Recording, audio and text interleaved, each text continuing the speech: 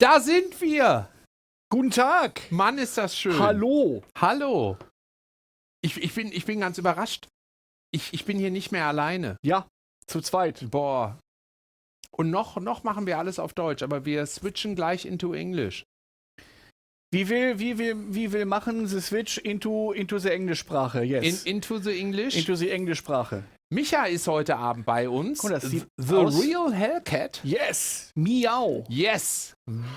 Very happy, dass du hier bist, hör mal. Ja, gleich so. Ja. Wirklich super, dass ich hier sein darf. Ich freue mich wirklich. Ich bin auch überhaupt nicht neidisch auf euer Studio. Kein bisschen. Nee. Warum? Was gibt's da? Das sieht aus, das ist voll geil. Das sieht irgendwie aus wie so eine Nachrichtensendung oder so. Ne? Ja, ja. So, das hat wirklich was. Wenn ich jetzt so einen Stapel Papier hätte, dann könnte ich dann tatsächlich die Neuigkeiten vom Tage. Du bist wirklich so ein bisschen da hinten so der Anchorman. Das muss man sagen, ne? Früher, als Niklas mich noch gern hatte, ne, da hatte ich hier auch so ein bisschen so schöne Sachen bei mir. Ja, da hatte ich hier zum Beispiel so ein Nerd-Zeug, das steht jetzt auch bei dir in der Ecke. Mhm. Aber du hast den DeLorean bei dir auf dem Tisch. Ja, das ist aber meiner, den habe ich mir da hingestellt. Ist ja nicht so, als würde mir hier Niklas was Gutes tun. Ja, wir laufen uns ein bisschen warm. Das ist, ich freue mich sehr. Heute wird richtig viel los sein bei uns, weil wir immer mal wieder... Heute ist Party. Oh, Darkrod says, I wish I could understand. Okay, so Darkrod, we are just kidding around here a little bit in German to warm ourselves up, but... You will understand us in a bit. Or maybe the main even right show now. is going to be in English, of course. And we just try out some stuff because we haven't been online here in the studio for quite a while. So for us, it's like testing everything a little bit and see if the team over there is, functioning. Is that right? Functioning? if they're doing what they're supposed to do, which is I don't know, making lots of fancy and funny stuff. Oh. That so was a close up. With these special That was a close up. With these special guys behind the scenes, you basically have to expect the unexpected. Expect the unexpected. Yeah. And I have too much cable around my hals. And I'm starting to see a Wi-Fi. Said that looks it promising. Has to be like this. So. so I'm here and I have you as the ghostly shadow image that's watching over me. Drinking my Schreckenskammerkölsch. And I'm still trying to join you guys in the chat because I will also be, or I'm supposed to, have an eye on the chat. So in case you ask any super important questions that you want to ask, please ask them away.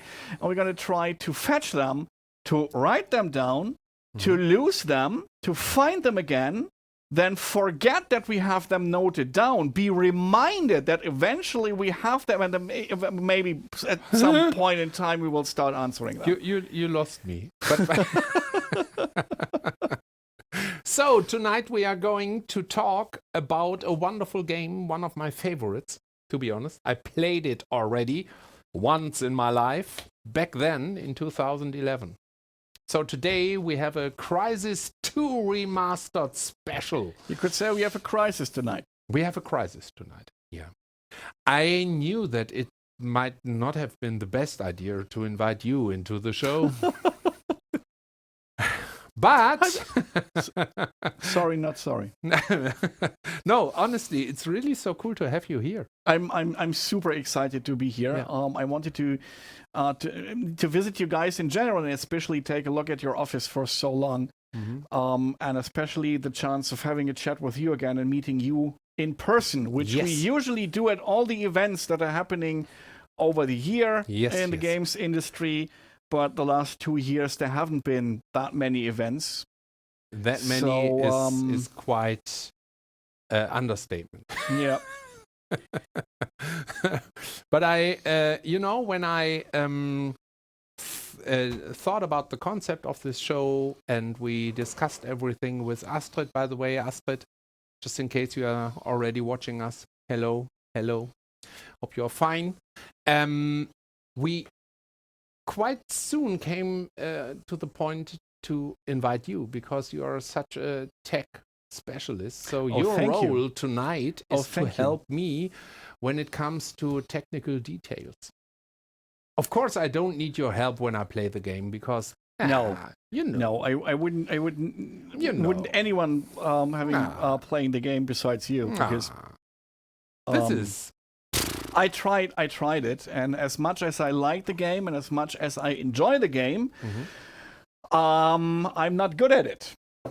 So if I would be playing the game, we would basically see the first level for the whole night or something, because I would die over. I managed, when I tried out the game, I managed to die 3 times in the tutorial. Yep. And that's an accomplishment. Frightening. That's frightening. Yeah. I guess that's quite the same level as Nico is going to would play that game. Yeah. But I will walk through. It's a speed run. So we will see a Crysis 2 remastered speed run. Definitely going to be seeing the end credits tonight. Of course. Sure. Cool. Yeah. What else did you expect? Nothing else. Nothing else. Nothing else. Absolutely not. Yeah, we will be live for at least 12 hours, I guess.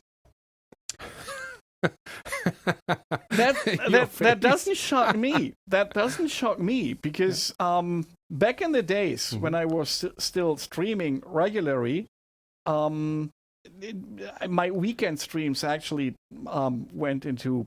It took me about 4 to 5 hours to just say hello to everyone. Then it took us another 2 hours to start the first game, and eventually I encountered what the limit is on YouTube, because YouTube stopped recording while I was still streaming.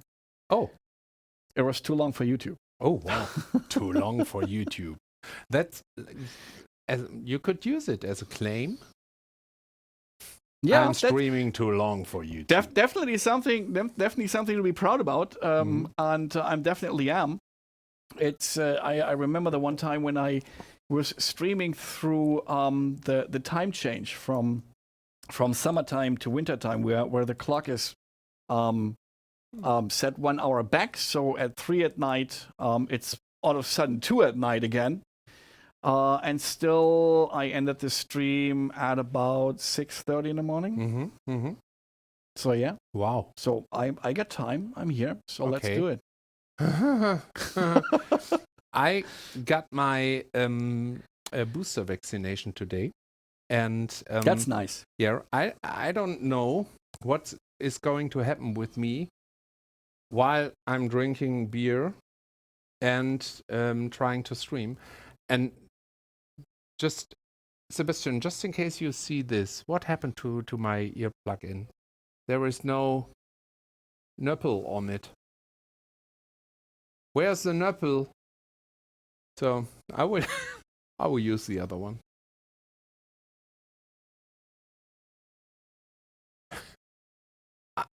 Okay, I need to exchange the nipple. Exchange the nipples. Yeah. That's I will exchange the nipples. Highly professional terms. Oh, Niklas, hey. I actually did learn. Yeah, you wanted to help me exchange the nipple. Okay, here we go.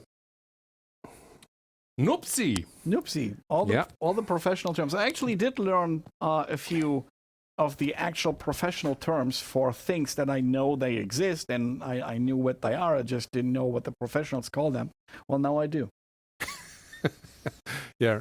At least I have no clue how this could be named in English. Do you know the English word for noopsie? Well, they also don't have a word in English for stuff like kaputt, Gesundheit, or kindergarten. They don't have English words for that. They're actually using these words in English. So I think noopsie is just one of them. Yeah, it's just one of those words where the English ones don't have a English word. They just use ours. The English people out there can be so happy that there are us Germans. Yeah, who invent these nice words, so you can then use them. And continue to invent nice words. Yeah. So, in a few minutes from now, we will say hello to Stephan and Vladimir from Crytek. So it's a good chance for me to order another Kölsch. Yeah. Before we. And just a quick note to our tech guys in the background: the Wi-Fi seems to have worked out. It seems to work now. Oh, okay. So I do have the chat here. I will. Are you in the guest network? So the password is DerRellHellcat is the gaming god. So just in case you need it. That absolutely makes sense. But that's a quite dangerous password because that's a password that's quite easy to guess. Ah, yeah, of course. You know, because that's something everybody knows, and you shouldn't use that as a password. Yeah. But makes sense, absolutely. So let me just see that I get this chat a bit bigger here. Like, oh yeah. Oh, okay. That looks good. No, I got you on the screen, full screen. Oh yeah, baby. No, so now you see the chat. Yes. Dana, Robin, Darkrod, Journey, please try it out and put some questions into the chat for Michael so he can test. Yeah, and Darkrod is already asking what questions are you allowed to ask, or what we're allowed to talk about. Basically everything that's rated PG-13. As long as your question is PG-13, and it's maybe a bit about the topic of tonight's show. So if you're playing Crysis, asking something about Doom or Quake is maybe not the smartest thing to ask. But yeah, besides that, ask away. They refused to give me a Kölsch. They gave me a Bavarian beer just to show you this. A Bavarian beer, yeah. Well. Oh. Yeah. Oops. What was that? Niklas is on the steering tool again. Yeah. So this is what I asked for. This is what I get. And that's quite the story of my life. Always asking for the small things and always getting the big things. Yeah. So, well, what should I say? Since a few years I live in Bavaria, so all the beer I'm able to get is Bavarian beer. So you have a Radler, right? Yes, indeed I do, and an empty cup. And a sadly empty coffee cup, yes. But for as little coffee as this thing currently holds, as absolutely fitting and professional. Now I know what this how this looks like reminds me. It's not like a news show. It's like one of these late night talk shows, like here Jimmy Fallon and that other Jimmy. There's those two Jimmy guys in the US. Jimmy Kimmel. That. Yeah, right. Jimmy Kimmel, Jimmy Fallon. I knew that. It looks like one of their in one of their shows, and I mean this in the best way possible because I love these shows. Now I'm getting into the mood. Woo. Hello, everyone. Jimmy. Hello there. So, Darkrod, not kidding, of course, questions like those we already prepared for. Yeah, because I'm really curious to understand how they did that game in the beginning and what were the biggest challenges, and are there any design changes in terms of gameplay? Did they change any stuff, and so on and so on? So, and what did they change in terms of the tech stuff? Yes. Like, did they completely rewrite the engine? what did they have to change in the engine? What came first? Changes to the game or changes to the engine? So did they make changes and additions to the engine that they then utilized for the remaster? Or was it the other way around? Did they build and do stuff for the remaster that they then maybe ported back into the engine? We'll find out. Yes. It's all on your part of the question. I'm going to be handling the techno battle tonight. Yeah. And, that's a good one, Darkrod. Another question would be if they use tech from the latest engine version, CryEngine 5, to do the remaster. Yeah, I'm going to be taking, hello. No, we are not that. really a bit early, but if we start at 7 right away, having the guests in the show immediately, it's without any warm-up. So we decided to do a little warm-up here. Right. Oh, Cyborg Wolf. Oh, boy. Thank you so much. How many was that? 10. 10 tier Are 1 you subs. crazy? That's so amazing. And Ben Thank from you the so much. Pixelmaniacs. Oh, Greetings. Ben is joining us. Hi. Welcome Thank to you my too. welcome to my private my little part of this talk show. Yeah. It's really good to see you, Ben. Thanks for joining us tonight.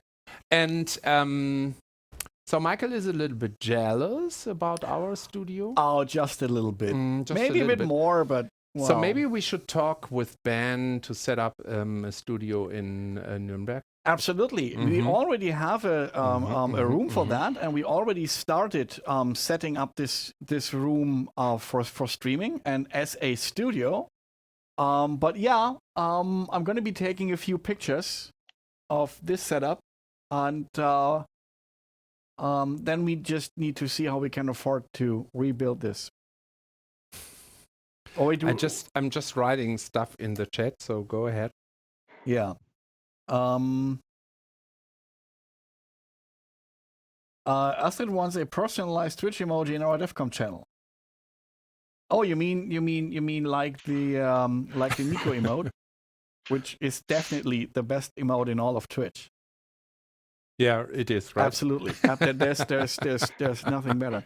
Yeah, and Ben says just give us the money. Yeah, that might be a problem. We might have to go indie there and improvise or simply not do it. Something like that. Yeah. We can, for example, Astrid, we can get back to the idea of this angel emoji for you, you know? I had the fantastic idea that Astrid and I would be the perfect Christmas couple. So I'm the Weihnachtsmann. Yeah. And she as an angel beside of me, and we are bringing happiness to the people. Yeah, absolutely. Actually, an angel emote. Nope.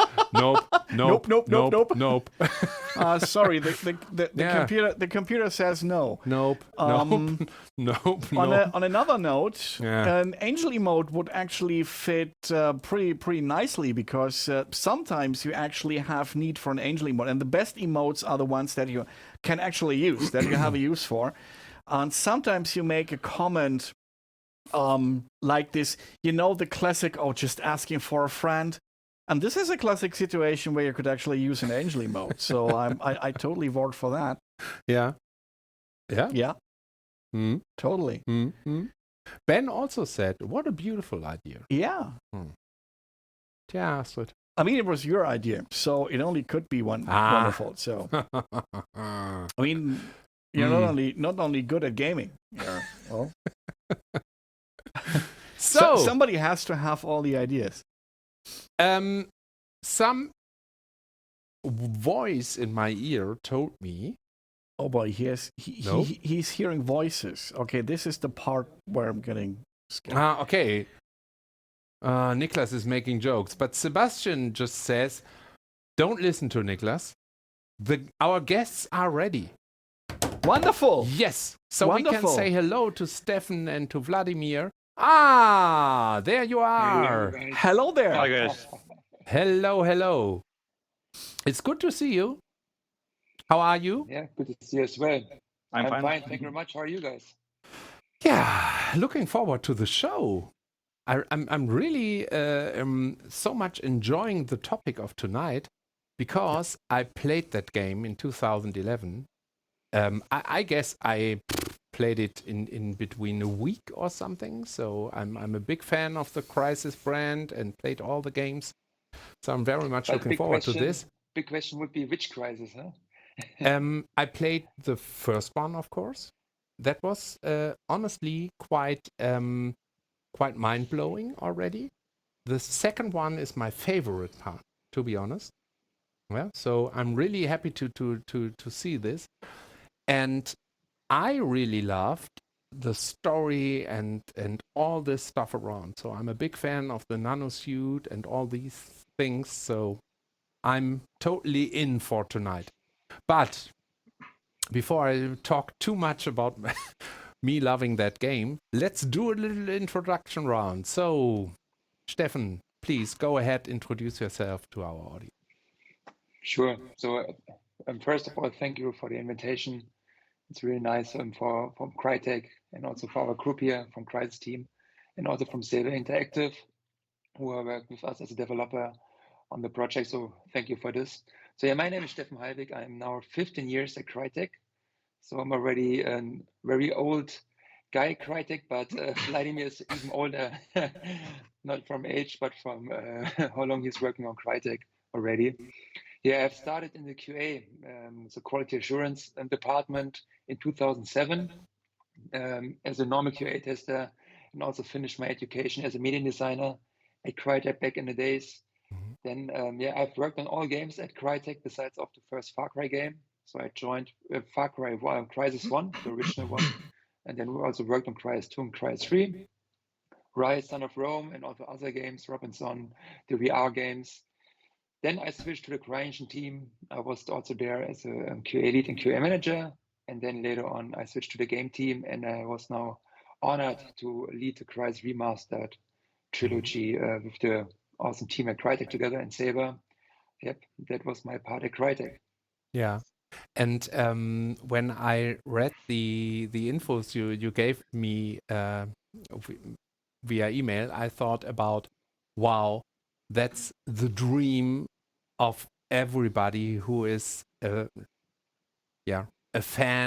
fanboy of a game, getting into the department of development, becoming part of the dev team, and now working on a remastered edition. Am I right? Is it was it back then a dream coming true for you to join that company? Of course, I mean, I was very lucky.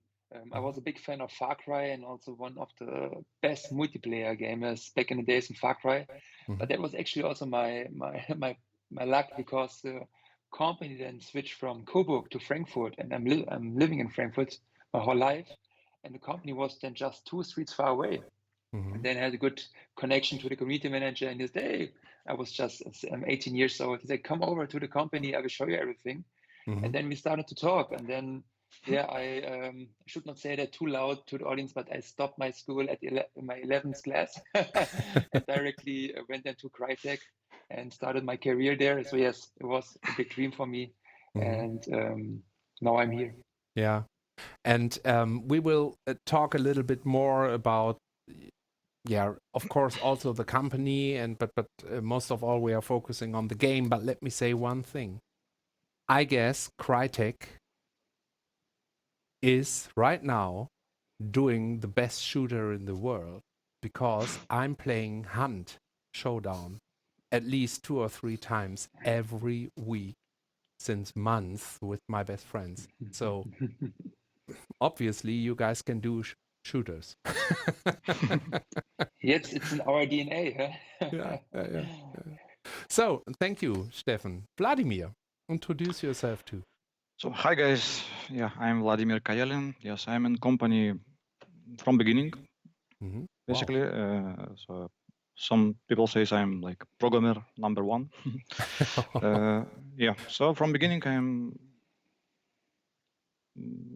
I'm the one who kind of started this engine from zero, from nothing, and even cannot really quickly say what exactly I'm doing. Like in the beginning, it was kind of everything, and then yes, I was with the help of other guys, I was able to kind of specialize myself in some specific areas, basically, and yeah. But so like yes, 3D engine, rendering, this area basically, and like terrain, visibility systems, like everything. Again, just like scene graph and I don't know. Basically, whatever we have in the engine, most likely I worked on the system, or at least partially, or maybe completely. Yeah. Yeah, basically all the projects, all the games we made from the Far Cry, even before Far Cry, these demos, Exile demos, which NVIDIA helped to promote, and the world got the knowledge about Crytek, basically. Yeah, yeah, and yeah, until the end, till the now. It's so some projects I was really completely involved. In some projects I was kind of less involved. Let's say Rise, for example, I was kind of not that much involved. Let's say I was working on some other things at the same time. Yeah, but let's say Stephan made kind of great progress, but in the company. But for me, it's kind of stable. I kind of started as principal programmer, and right now it's pretty much the same. So I'm stable, not going up or down. I'm just feel very comfortable doing exactly what I'm doing, and I hope I'm doing this good, basically. But it's a pleasure, to be honest, to meet one of the masterminds behind the engine. Yeah. So it's cool to see you. I still remember how it felt when I saw the when I saw Far Cry for the first time back then. It was so mind blowing.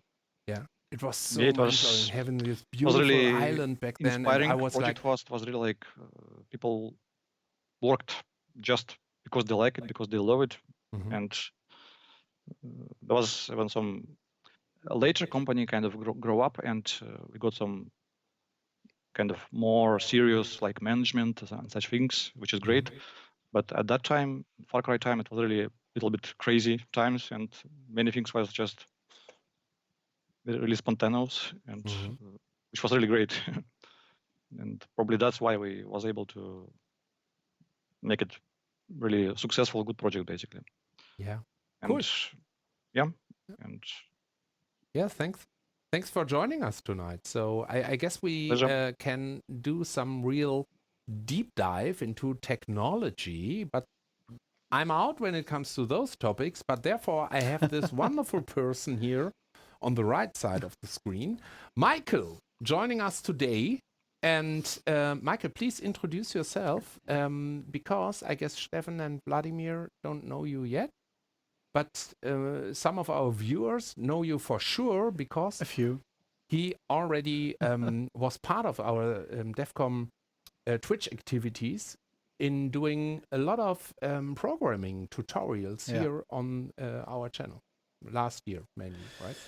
But go ahead. Yeah, so just a little introduction about who I am, what I am, and maybe even why I am.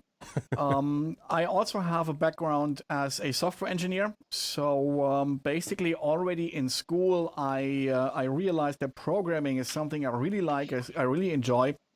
So of course, my professional career ended up having to do a lot with programming.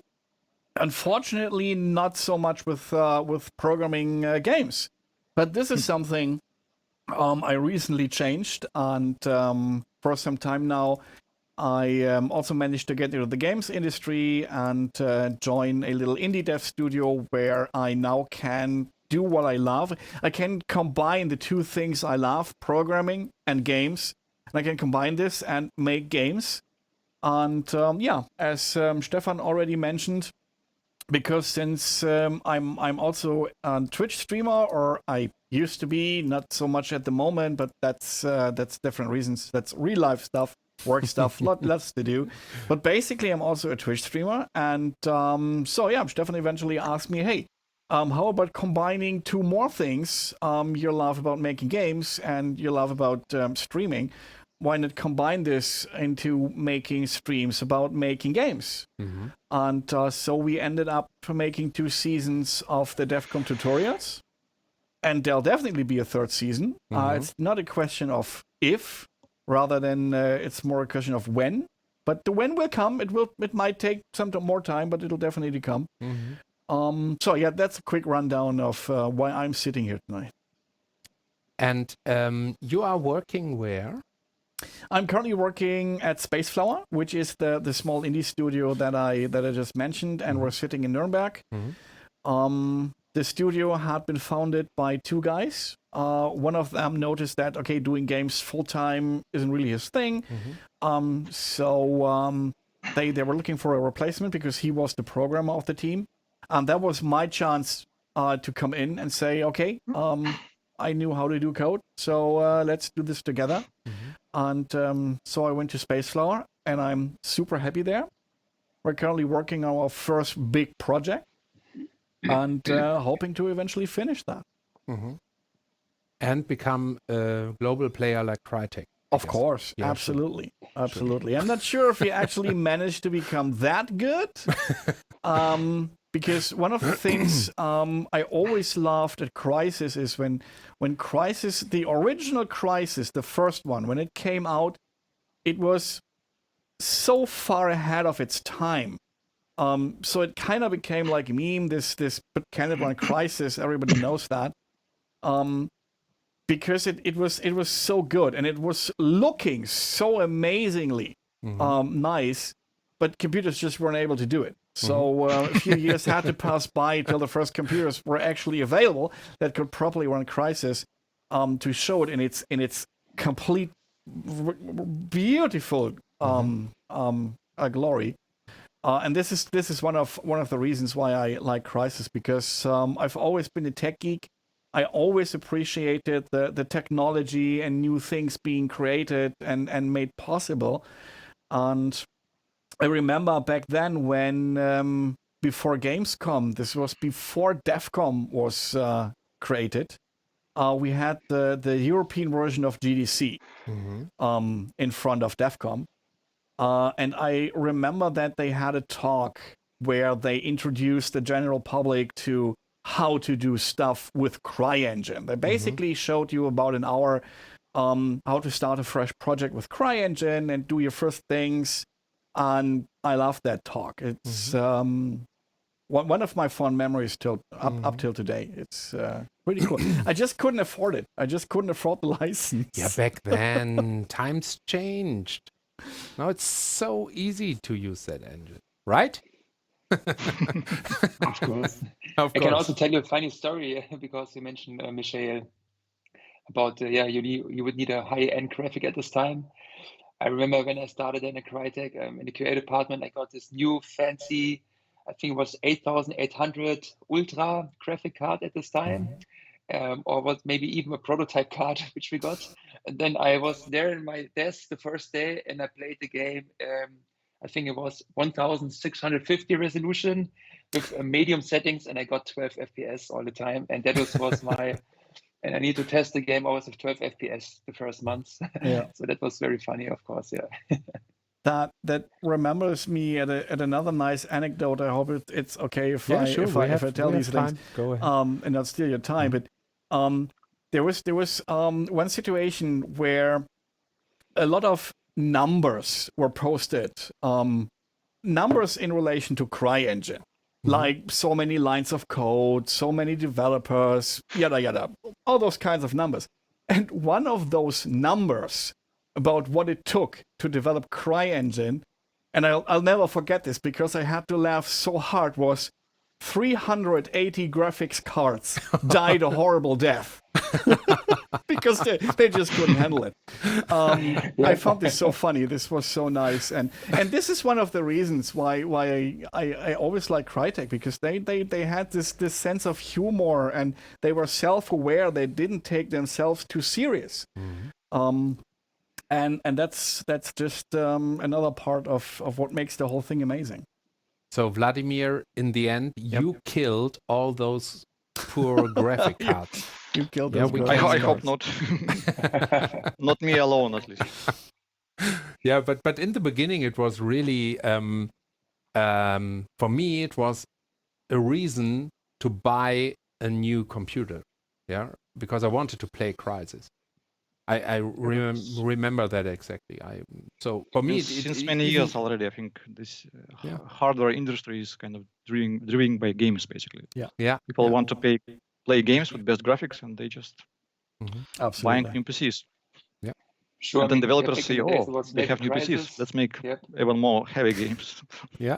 And the loop is cycled. What I just want to say is that back in the days, you had maybe Crysis, then you had, and also, I remember, for example, was a Battlefield with ray tracing, for example, to push the ray tracing cards.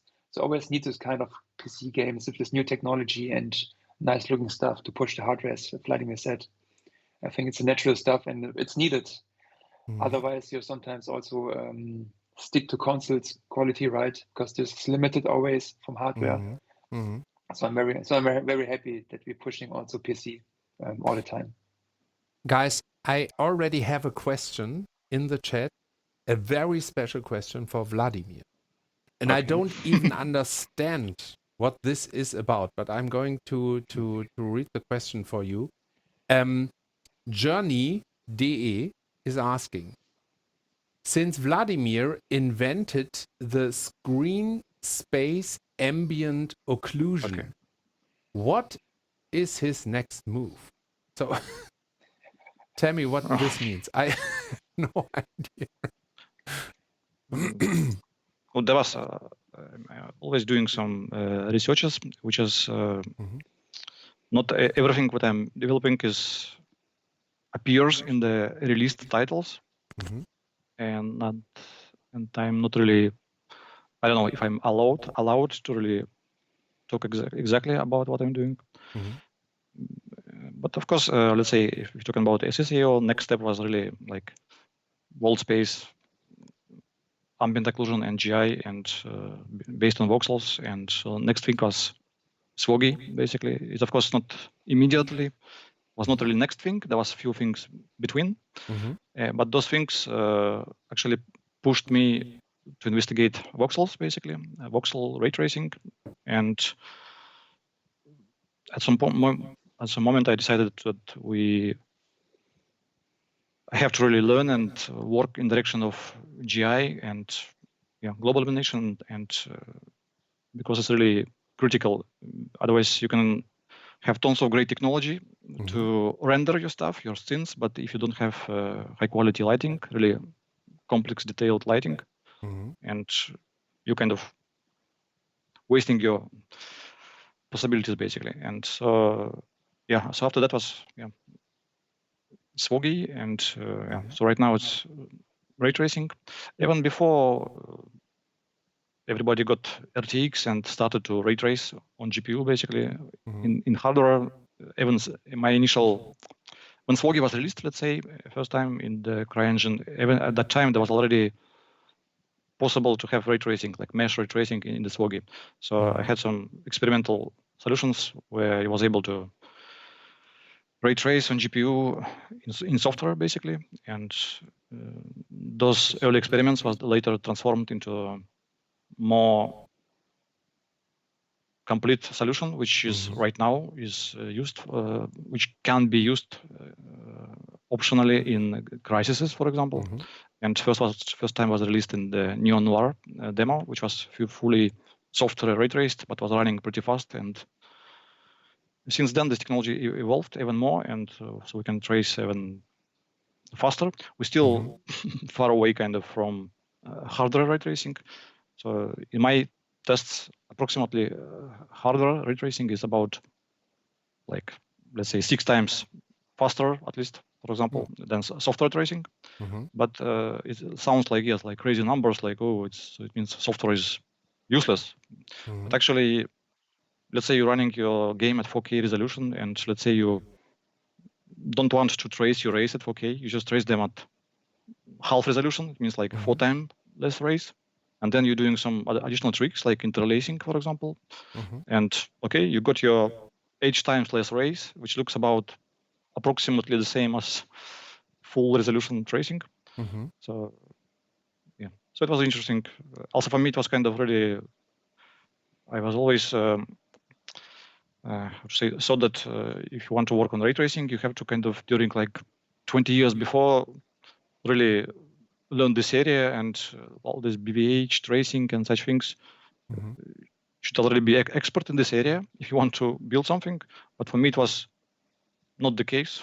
I just kind of learned really quickly. And even first implementation was actually the one, it was really not BVH based. So I was not really kind of affected by all the white papers and all the best practices. I was totally following, like I was trying to find my own way without kind of ignoring everything what other saying basically was the best way to build your ray tracing system. And it was interesting to make ray tracing working like inside of this VOG system, which is actually voxel octree. And I just kind of upgraded this structure with triangle information, and that's it. I was able to get ray traced reflections, for example. Yeah. Later I switched to BVH, and now it's like more classic approach. But still, it was a few nice properties in that implementation. It was, for example, it was kind of slow by default from beginning, but it was less. It was less dependent from the amount of content, basically. Let's say, if you have some forest, you have some city with buildings, for example, you have a lot of open spaces, for example, or you go into the forest with tons of bushes, trees, and that system was kind of more protected against becoming too slow in case of forest, for example. Anyway, new system is not worse; it's only better, of course. And it is more dynamic, and it's really much more compatible with hardware tracing, what is provided by GPUs, basically. So because it works in similar way, it is easy to get it in the same engine. You can very easily switch from hardware to software, and it just works.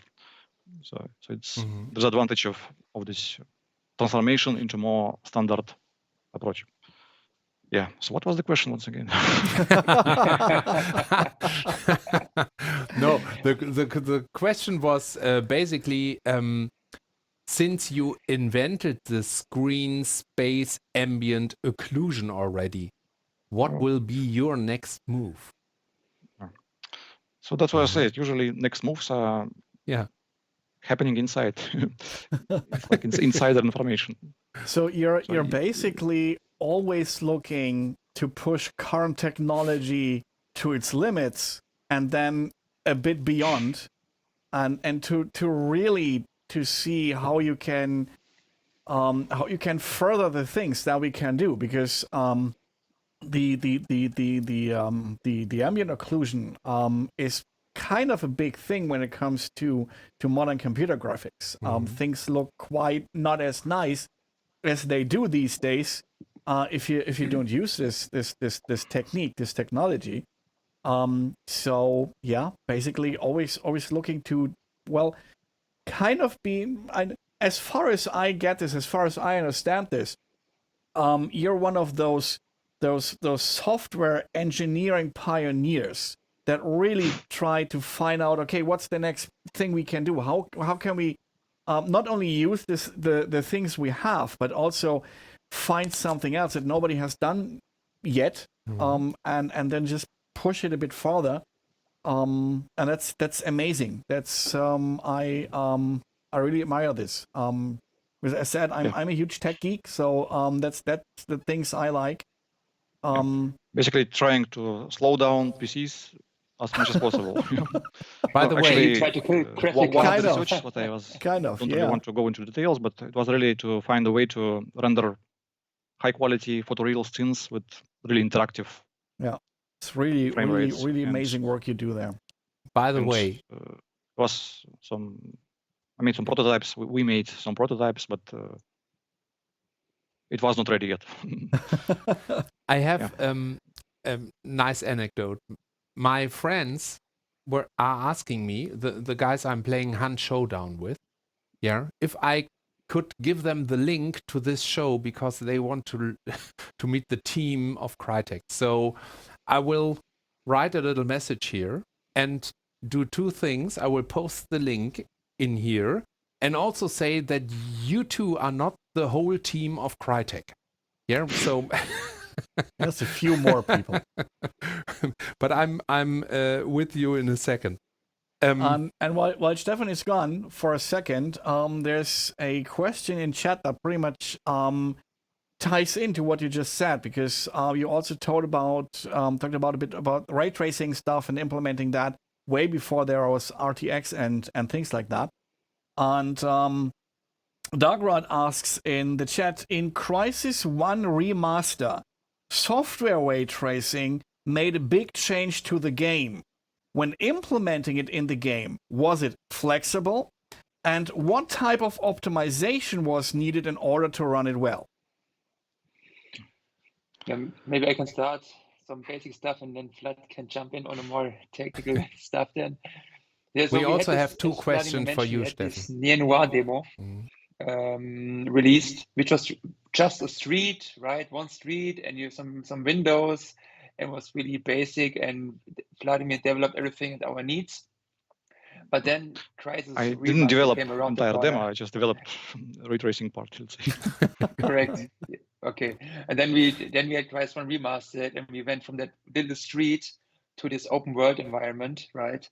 And of course, that was a big challenge, and we need to adjust the technology a lot to our needs for the game. But I think now Vlad can jump in and talk more about this. Yeah. Yeah, so first implementation was mainly kind of built for static world.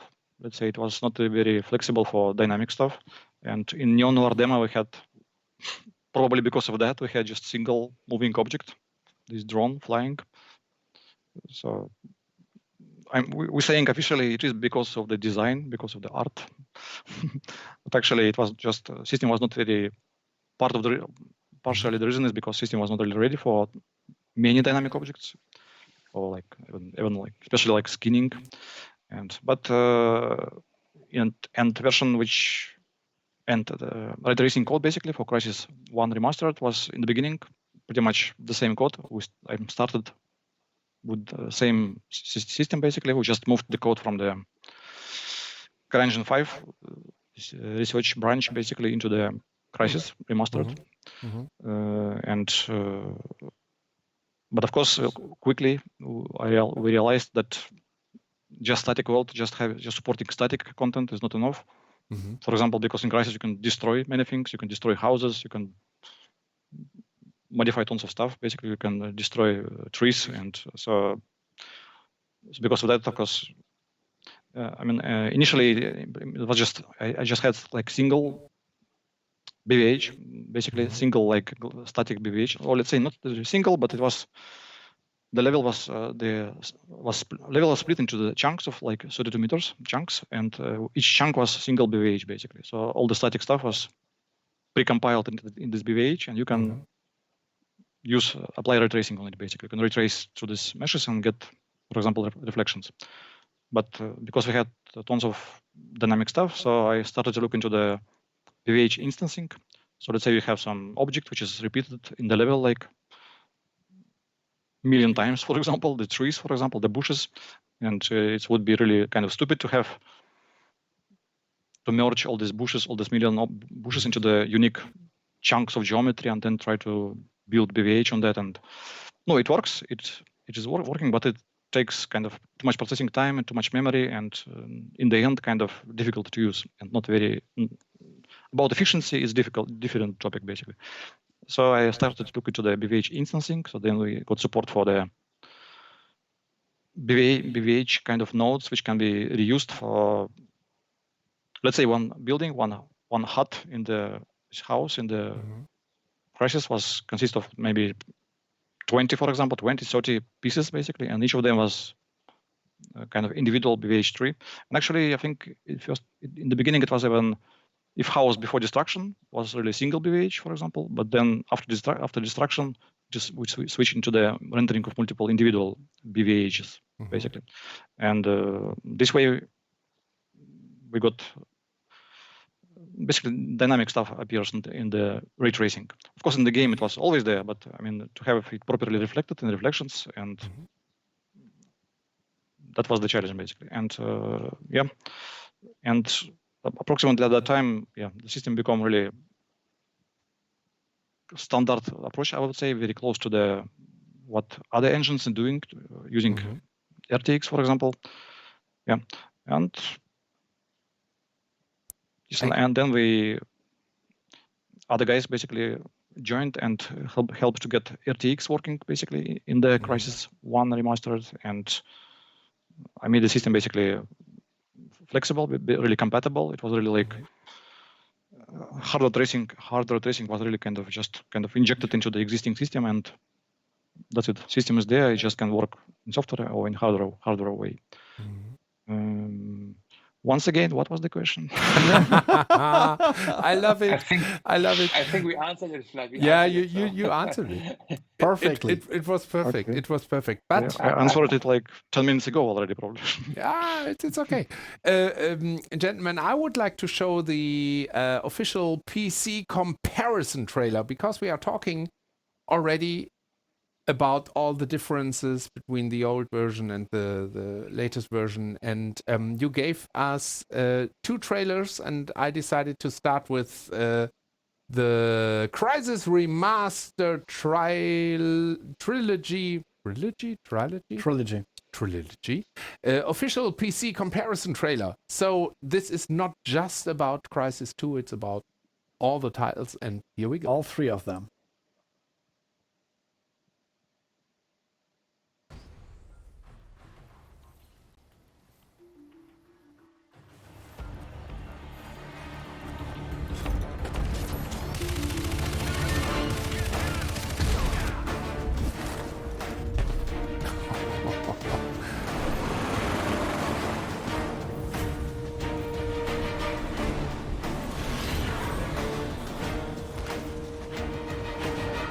I mean, doesn't that just look gorgeous? Yeah, it's absolutely amazing.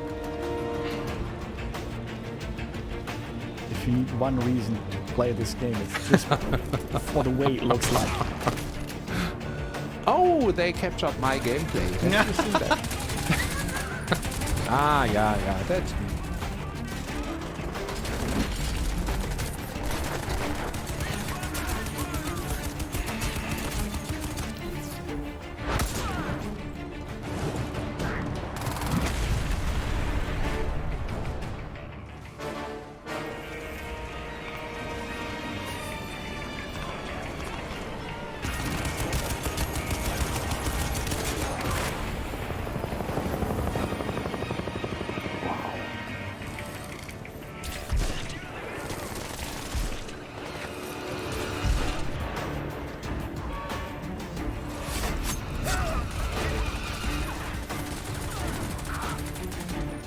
Look at that water.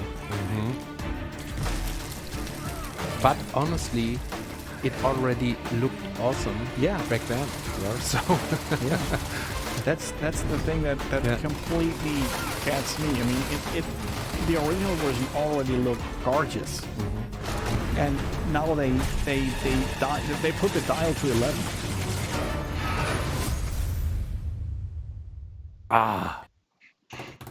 I only got one word for this. Achieved with CryEngine. That's it. Wow. And I don't know if you guys heard what we were talking about while we watched the trailer. We have heard it, yeah. Yeah, but it's really, I'm serious on it. It looked awesome back then already. Yeah. So seeing today how it looked 10 years ago is like, whoa.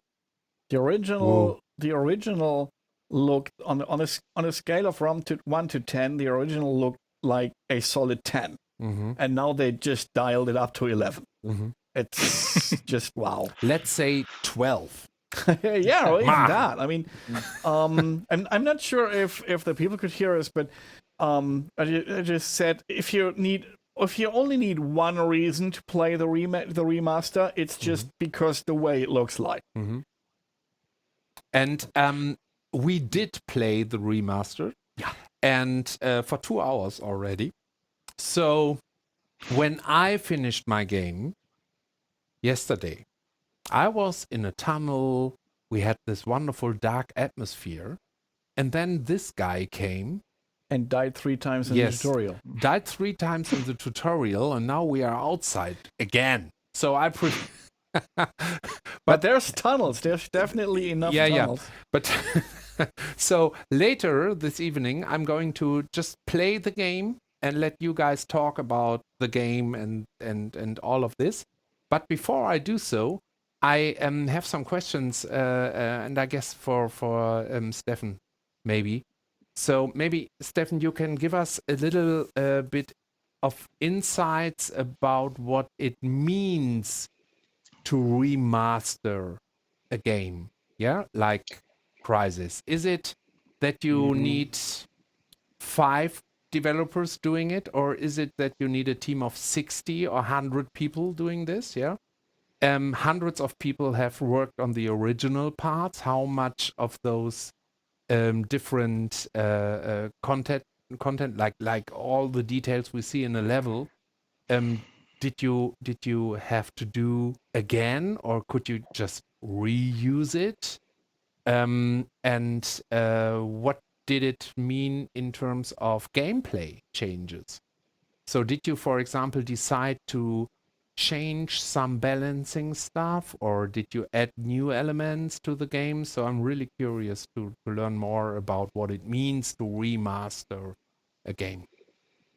Yes, Michael mentioned already, the graphics were looking incredibly great back in the days, and even now for Crysis 1, 2, 3 Remastered. And it was a hard challenge. Because how you want to start a remaster with a good-looking game? Of course, then we had SWOGI technology in place for Crysis 1 and Crysis 2.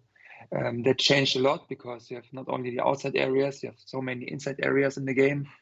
And then also the problem back in the days was just we were limited by hardware, not only from PC, but only from consoles hardware. That means you cannot just put out a 4K texture on something, because if you do it 10 times in the game, maybe you're already running out of memory on an Xbox, on a PlayStation. So very limited. And you're also limited in terms of resolution, and then leads also to limitation of frame rate. So at the beginning, we had this idea and this dream to bring a modern Crysis, which we also had back in the days in our mind, plus with all the new technologies we have now in the CryEngine, even with newer technologies which are not in CryEngine yet, like ray tracing, which was developed basically for Crysis Remastered, and we're working now also on it to bring it into the CryEngine after the project. So yeah, that was our dream, to bring the people this new kind of feeling of Crysis. To answer your last question, Ian, now already, we didn't touch any gameplay specific elements in the game, because we thought people loving this open world environment and defining their own way to fight through the areas. If you go into left, right, up, down, through the water. I mean, sometimes you can maybe play 4 or 5 play styles in one level differently, and you always experience the level in a different way. So we didn't change that because we think it's still unique, and there are not so many games out there which have this kind of gameplay. And yeah, then on top, of course, from art perspective, we was a challenge. We need to increase textures. We had new textures into the game. We touched the AI, the enemies. We touched the nanosuit. We touched a lot of textures, materials. We also need to change materials to our needs for ray tracing, for example. We touched the weapons. So basically, I mean, if you're already playing the game, 1/3 of the screen is the nanosuit and the weapon. If you're doing this right already, 30% of the game looking good all the time, the remaster, right? And then the next thing is light changes, because this you see always in the game. Let's say maybe 20, 30% again. And if you have this already done in a good way, you have 50, 60% of the game looking good in the remastered. And then the other 40% is really going to more technology, ray tracing, making sure the texture is looking good, feeling you have good FPS for the consoles, especially the 60 FPS on next-gen consoles. So these things you make the right choices at the end for the remaster, that it's become successful, and also people will like it. Otherwise, I think it would fail directly.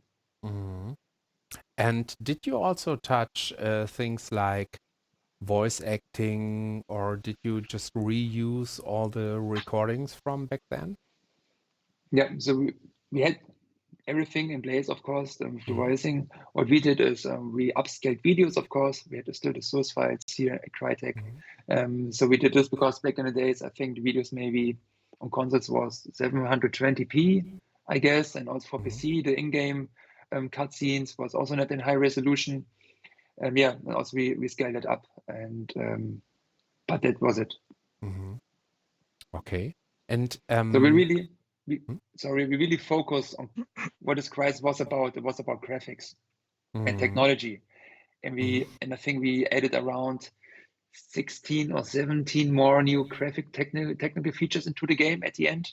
With the all trilogy together. And yeah, I mean, it's all about Crysis, right? Graphic. And as I'm a game designer by heart, so the first 8 years in the industry, I was working as a game designer back then.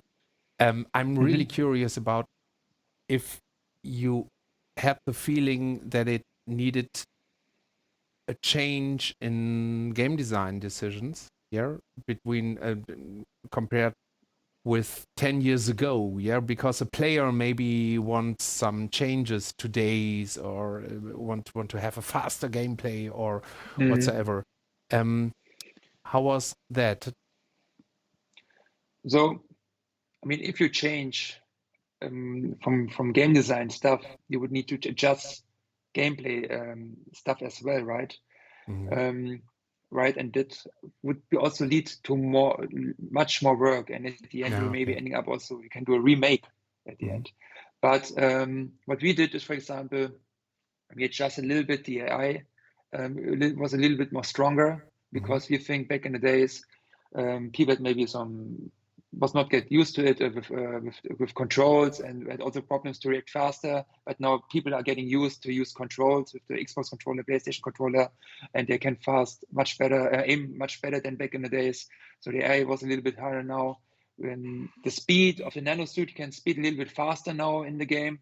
So stuff like this, because also now in the modern games you're much faster than in the older games. But there was only these tiny really tweaks we did with Crysis Remastered. But besides of that, we really focus on the technology. Okay, cool. I think that also ties in to the question, another question of Dogrod99, who works hard at becoming our MVP in the chat tonight for asking all these cool questions. And another question he has is he remembers when Crysis 2 came out, it was really hammering hard at the consoles of those times, and you can really see how they are struggling to actually run the game. But now with the remaster, it runs smooth as butter. So, and his actual question is, what changes needed to be made to the engine or code in general, to achieve that, to actually make it even, it's nicer, but it also runs smoother. How did you do that? Yeah, so that is, I think, was the biggest challenge of development. How you can add 17 new technologies into the game, but making sure the game is still running 60 FPS on next-gen consoles, for example. Now we call it current gen. I mean, the PlayStation 5 and the Xbox Series is already out and as since 1 year. So current gen is now wording. So yeah, we made around 300 unique CPU and GPU improvements into the game, and that was needed in really all areas in the game, and from hardware side as well, as I mentioned. So it was really, we can add this technology, but how is the frame rate? Okay, we need to push it a little bit further. We need to push this a little further, and then you always have this kind of balance all the time. Oh, there's new technology. We have some space for performance. Let's add another technology. And especially on the Switch, I remember I've seen the first version on the Switch. I've seen an area just with grass and some green terrain textures, and was running with 4 FPS at the very beginning. And then you're thinking, oh, how you want to make Crysis running on it? plus having Swogi on it and all the other features. But we are, at Saber Interactive, the team in Sweden and also in St. Petersburg, they did really a great job on it. And at the end, that was our biggest challenge, yes, to bring technology and performance on a level that you can play it in a fluent, as you mentioned, butter with 60 FPS on the current gen, on the Xbox Series X and PlayStation 5. Yeah. And on the Switch, yeah. I started the other trailer you gave us, and this is a longer one, so we will just watch it while we are talking about the changes. Yeah. Vladimir, when you see that fantastic optical presentation we see here, do you in the bottom of your heart as a technician think, oh, now I see something, we should work on a remastered edition for 2025, so a remaster, remastered edition? Or do you say, no, that's how I wanted to have it, and now let's focus on new projects, next games, whatsoever? Yeah, that's of course not I kind of the guy which is really always complaining and never satisfied. And I think we could do things better way, and especially if we can change content or even build new content. I mean, let's say you have new technology, and if you take some old game which was built around different technologies with many, I don't know, workarounds and hacks to make old technology look good, yeah, and all those improvements from the past, they kind of pushing you back, basically. It's so let's say in Crysis 3, for example, there is a lot of really manual work originally to make like it, like, of course we have some SSDO and such things and tons of technologies, but the artist was really like the GI was generated by artists, basically, just manually placed by artists, and it's really kind of a little bit difficult to just magically, without modifying assets, switch Crysis 3, for example, to real-time GI solution, basically, with where everything is properly computed. It will involve more work, basically. So that's kind of the disadvantage, basically, that we're kind of limited by existing content, and it is not so easy, or takes maybe too much time to improve it. So I'm kind of the technology can be super great, but should work. Development of technology should come together with the content creation, and when these two things come together, then you have super good results. Do you think VR could be also, how to say that? That. Do you mean VR in Crysis? Yeah, exactly. So, I mean, I have worked on Robinson and also on Climb from Crytek side. And I have to say, even with this controlled environment, you're not really fast, of course, especially in Robinson. I mean, if you're really that fast in an ego shooter in VR, I think motion sickness becoming very hard in the game. So I think games like Crysis, or especially shooters, which are very fast, with VR connected, I think it would be at the end a problem, and you would need to adjust a lot in the game, especially on the speed, that people are not really getting sick out of it. Get your point. Yeah, motion sickness is still a problem, right? Yeah. And by the way, what we see here is on the right side the remastered version, and time by time we see these orange pointers pointing out things that changed obviously the most or were really special. So guys, maybe you can tell us a little bit about what changed in terms of technical changes we can see here. And now they are green. Why are they green? They have been orange all the time. No. Yeah, I mean, They did that to confuse I mean, this you. case is Swogi, right? Of course, in global Crysis 2, animation part Swogi of was Crysis 2, but this can one explain of be better by the Flood. Yeah. noticeable changes. And let's say in many cases, it can really, the first thing what it's doing, like large scale ambient occlusion, some closed areas, which is not really exposed for the skylight, for example, they are getting properly darkened, and which is really makes the proper feeling, basically, really understand that this is the closed area. And the reflections. Right? Second, reflections is like the second thing. First of all, yes, of course, reflections, but let's say even without ray tracing, we have screen space reflections, which is also works great. And so we cannot say that ray tracing gave us the reflections, basically. Ray tracing just improved reflections, I would say. Yes, another example, like water volumes having here ray traced reflections. Of course, we ray trace reflections and SSR is not the only reflections. Also, Saber guys implemented planar reflections. And let's say for example, let's say in Crysis 1, we have kind of, it's a little bit more difficult story. In Crysis 1, we had planar reflections originally from the beginning. It was, of course, improved. But in the end, with ray tracing, it was kind of combined. I tried to kind of get the best from the two worlds, basically. One little example that, I mean, somebody can say, oh, why we need ray tracing for the ocean if we have planar reflections and we already have everything reflected? But of course, there are some cases like, let's say, waves are moving up and down in the ocean, and planar reflections don't really take this into account, basically.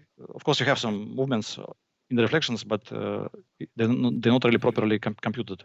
But in case of ray tracing, you really start your ray, shoot your ray from the point of where actual water surface is, and in this case, you can get really much more precise reflections. But again, it's tiny details. You may not really notice this during gameplay. Reflections. And another small thing, it's screen space shadows, which can really bring some, let's say in the far away views, you have some forest visible in the distance, and with shadow maps, it's kind of really difficult to get this amount of this detail level, basically, which is needed in the distance. But with this help of screen space shadows, you can really get. It really looks like shadows are there, but they're actually just kind of faked in the screen space, and looks great, and it's really per pixel precise shadows. Yeah, on those images, in many cases it's Swogi, basically ambient occlusion. Also, it's not just ambient occlusion, but also kind of bounced light. Let's say sun and some light sources can bounce the light, basically. Let's say you have some dark area and the ray of light hits the ground in the near, and this spot produces some lighting and can lit this dark area. Yeah, here again, reflections. Yeah, ray tracing reflections. There, of course, it's just wow. Looks good for like unprepared user, basically. But of course, I see here some like errors or mistakes or lighting works incorrectly, and something which should be bright, actually it is dark, and but you actually see that? Overall I don't see any of that. In some cases it's funny that let's say some screenshots here, you can see that old good cube maps really looks very good, and some people can say, oh no, what's the point, why we need ray tracing if cube maps looks so good? But here we can see the new textures Stephan was talking about, yeah? So the war, for example.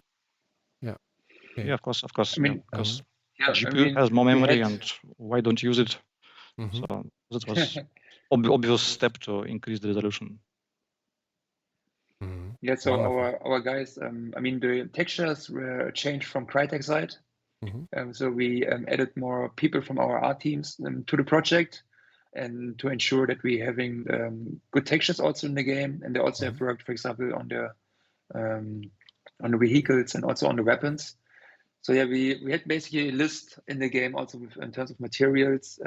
This material is is used the most times. Let's say 2,000 times in the game, and then there's on the bottom a texture which is maybe used once. And of course, we started at the top, and then we went down to a specific point. We made sure that you're really not seeing any low texture resolution anymore. And yeah, our guys really did a great job at Crytek to work through the textures. On top is also we have now 60 FPS weapons animations. For example, for reloading, we had 30 FPS back in the days. Now we have 60 FPS. I think also in this video, if you're slowing down any reload animation, you can see it clearly. Yeah, so that is also we have added into the game. By the way, when I played that game yesterday and the day before, I really remembered how hard it is to find the enemies. And I then started to use the visual display. What do you call it when I press B? It's a nanovision. Yeah. So I did not really use that feature 10 years ago. Strange. So thanks for the advertisement. Thank you, YouTube. We are back. So it's really funny to see yourself playing that game with a time difference of 10 years. Yeah, and it felt really like a new game. And one of the questions, Stephan, we had in the chat for you was how many times you had to play that game through and through. So we're talking also about the original Crysis games? Both, maybe? Yeah. So yes, I guess, Crysis 1, I joined 6 months before the release, 2007, and I think I played it at this time maybe 40 or 50 times, 4.0 and 5.0 already. For Crysis 2 and Crysis 3, it will be easily around 100 times each game. And now again with the remastered, I think I also played it through different stages now. Of course, I was not involved into testing anymore in the test department, more leading the project, but I made sure to play the game at least every 2 or 3 months once to see the quality of the game, and also also to give feedback to the team. That was important for me. But I think at the end I played 350 times through all games. I can just add that additionally, like just imagine in the evening, like late in the night, I'm contacting Stephan, and saying like, I just made a new feature basically, or just not really feature, made some fix which should work great, and I need additional testing. And so I send binaries to the Stephan, and Stephan has additional hard time testing in the night. Yeah, that was also not only back in the days, also now here. So Vlad, do you have new ray tracing features or stuff fixes? I say it was 2:00 in the night for Crysis 2 and Crysis 3 Remastered. Then I just jumped up again from my bed and went down to my PC and checked the stuff for Vlad again. This kind of stuff. I think you also work in the game industry. I'm loving this kind of stuff in the game industry, right? To pushing every day. Every day is different. You can make progress if you're pushing it, and that's really, I think, one of the unique parts in game development. And still after 15 years, I'm loving it. Yeah. So you basically answered the next question I would have had. If you'd ever reach a point where you just can't see it anymore, where for the 301st time you need to play it because there's some change or you need to test out something, is there a point where you say like, oh boy, I'd really like to play something else right now, or does this just not happen because, I don't know, for reasons you're about to tell me? So one of the first thing was we have invited for Crysis 1 Remastered a focus group with people from the community into our office to also check the game, to give us also feedback. And they have seen stuff which I wouldn't have seen, right? Because as you mentioned, you're getting blind at one point because you see every area, every area, and you maybe making already mistakes by watching it. You don't have really you can really judge it anymore. So that was the first thing. For Crysis 2 and Crysis 3 Remastered, we integrated Digital Foundry into our development. So they were able to get builds very early from us. They were also in our office twice, and they have checked the Xbox, PlayStation, PC, and Switch version. They gave us feedback, and we had enough time to work on that. So yeah, the combination then for Digital Foundry and a focus group, we made then ensure that we have some kind of quality in the game, plus our own quality, and all combined. And at the end was the result of Crysis 1, 2, 3 Remastered. Yeah. What do we see here in the middle? Manually placed. Sorry, I don't. I think it was from the editor. Lights, just manually placed tons of lights. Yeah. Not sure about which image. This one? Yeah. Left side here? is original, probably. In the But middle, maybe yeah, you can see this additional light sources placed by level designer. Ah, okay. But the point is that I would say even in original game, they was also existing, and as you can see on the left, they was producing something, but it was not really complete, properly lit scene basically. But on the right, you can see that scene was really with proper ambient occlusion looks much better. Yeah. Yeah, here we can see, by the way, some reflections on transparent geometry. Yeah, here some like reflections on rough geometry. Here I don't see anything. No, there are some reflections in the puddles, but in some cases it's just not visible.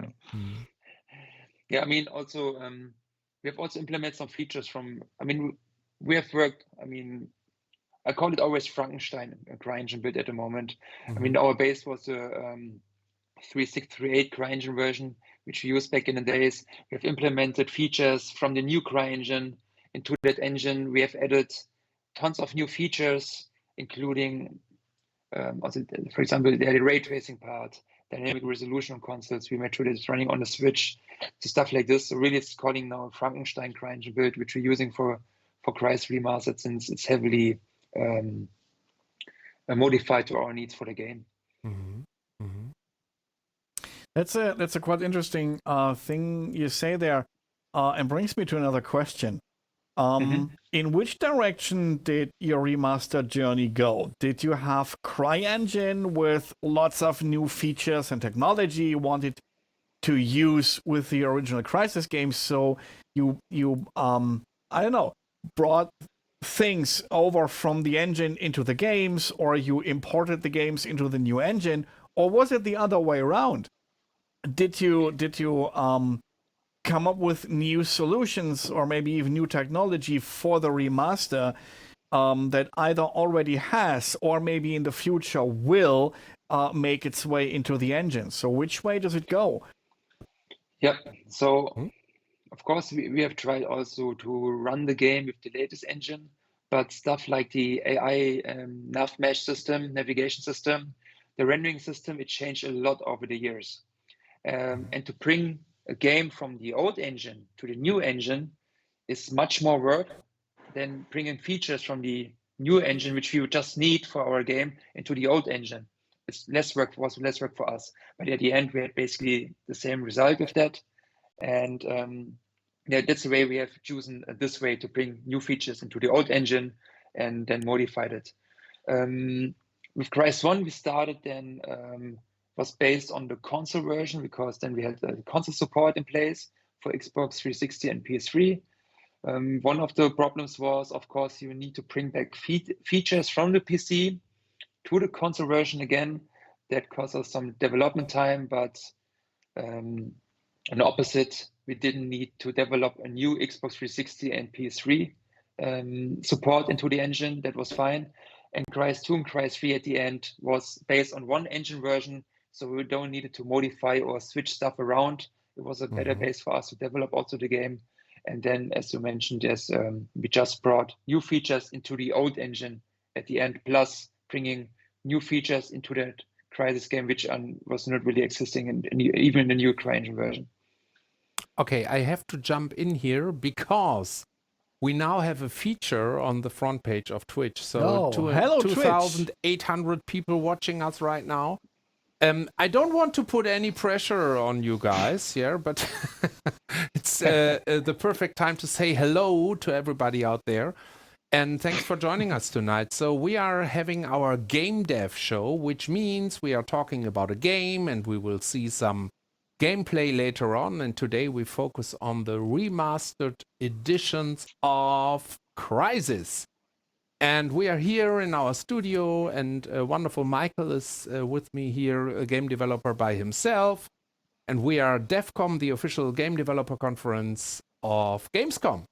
And we have two wonderful guests from Crytek tonight, Stephan and Vladimir, talking with us about the latest changes in the remastered version of Crysis 1, 2, and 3. And we will see the gameplay of Crysis 2 later on when I do a speed run in that game. Played by the master himself. So... thanks for joining us today, and if you have any questions about game development or any questions about Crysis, of course, just feel free to join us in the chat. Yeah, shoot them in the chat. We might not answer them right away, but be assured we'll take note of all the questions and we'll get to them whenever we see fit.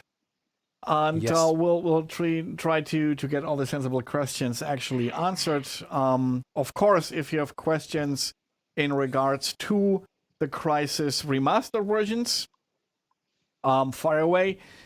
If it's general game dev related questions you want to ask the professionals, that's also pretty cool. Yes.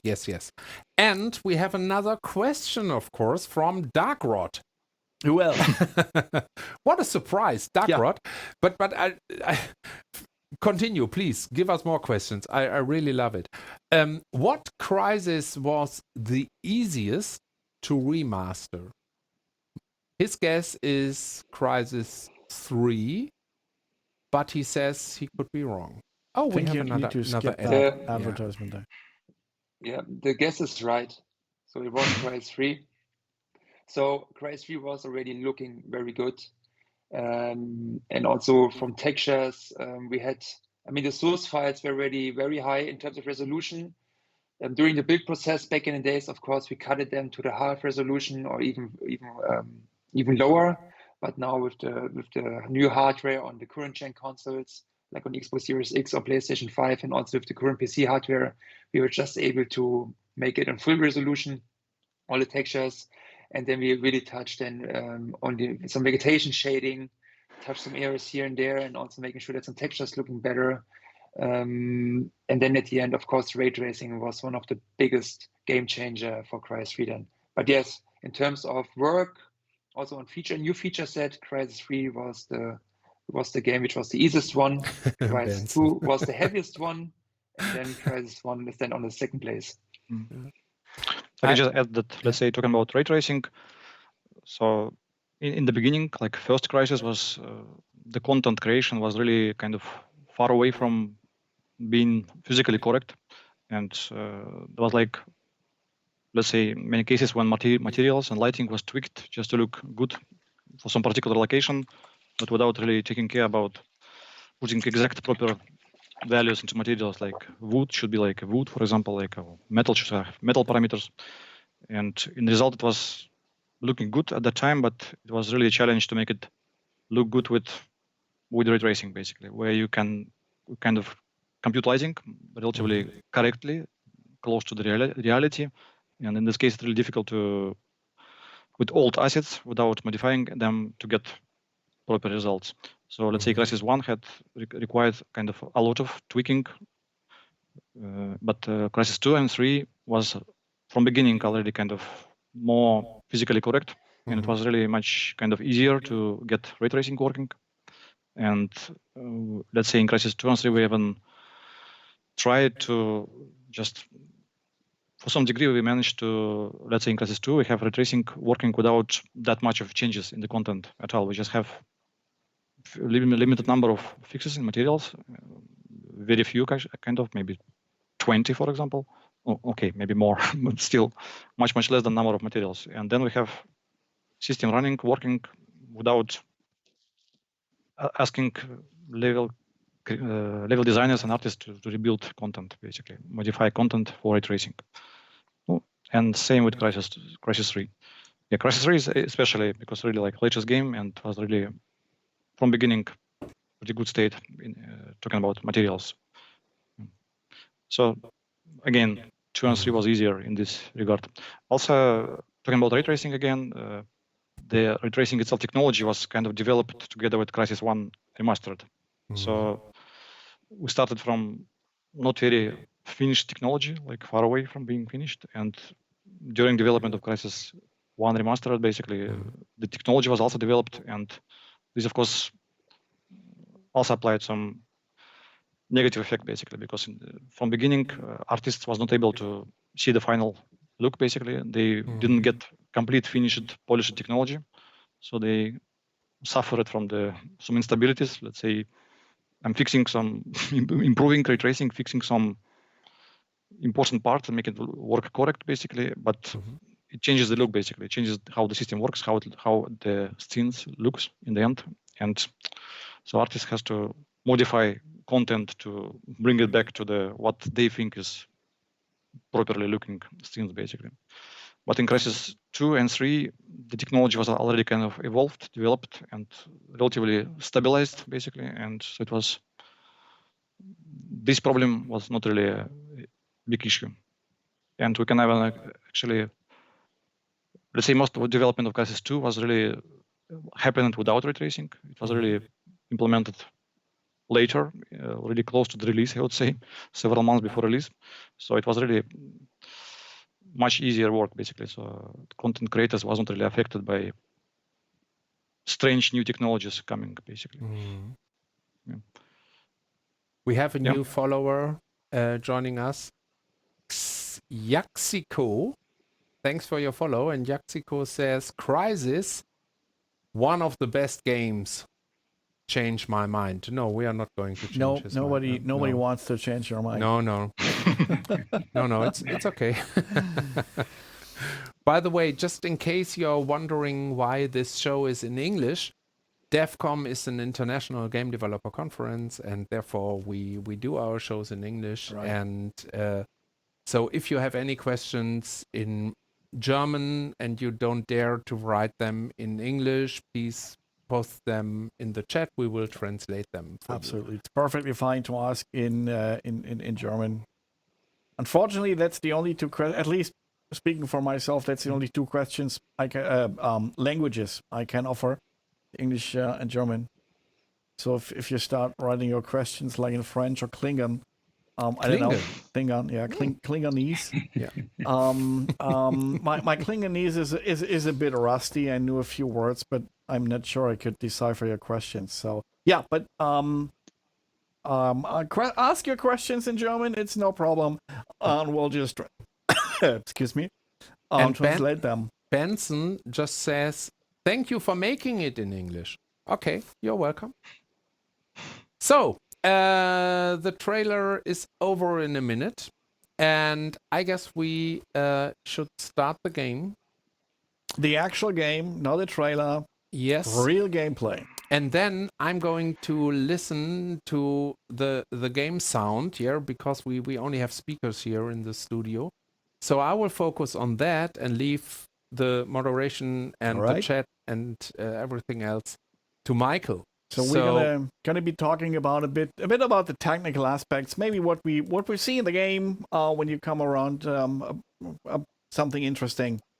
We just I don't know, have ourselves explain how they made it. Niklas is asking me if I want to have cookies. That. What kind of question is that? Yeah, I don't know. Of course you want to have cookies. So, I mean, he's taking care of me. He's our director, you know. Do you want cookies? Do you want cookies? So, Crytek is starting a discussion with Yaxiko. So let them do this, and I will start the game here. It will take a second, and then I don't want to raise the pressure, but we have now 3,500 people watching us. So this means that I'm not allowed to do any mistake. Yeah. Do I get it right? So I need to show brilliant gameplay. Yeah, but as you always do. So yes, of course. Yes, of course. I don't see any sometimes problem forget there. this. Yeah, you're too humble. Yeah, you're just too humble. But while your game is still loading, our chat MVP Darkrod has another question for you. And he knows that you probably aren't allowed to answer too much to this question. But what's next for you guys? What are you going to focus? Are you focus on the hunt, or are you going to do another project? So of course we cannot talk about any internal projects which we are potentially working on right to the public yet. But of course, Hunt is not sleeping. Yeah, I'm also part of the Hunt team, working closely together with the rendering team, the animation team, and tech art team, and we're making sure that for Hunt, for example, that we bring new technologies into the game, optimizing the game, bringing new features into the game, and we're also listening a lot to the feedback from the people from the Hunt community. So yeah, we're still working on Hunt, and yeah, Crytek is never sleeping. But besides of that, I don't want to comment any more topics. Nice. So Crytek is like for me, night, it's kind of easy. Just continue working on technologies, and it's not necessary to mention specific projects. It's just pushing the technology, researching on some new great ideas, and trying to implement them into the real projects, basically. Yeah. So, and all the experience, it's like took pretty a lot of time actually, and the remastering basically. And I hope I can bring all this, at least some of the experience I got here, some what I learned. I hope I can bring it to the CryEngine, to the latest CryEngine. So even in the latest projects, latest games, it can be utilized.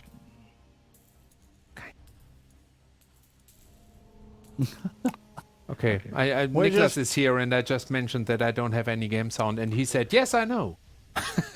So, he's not here to give you any sound.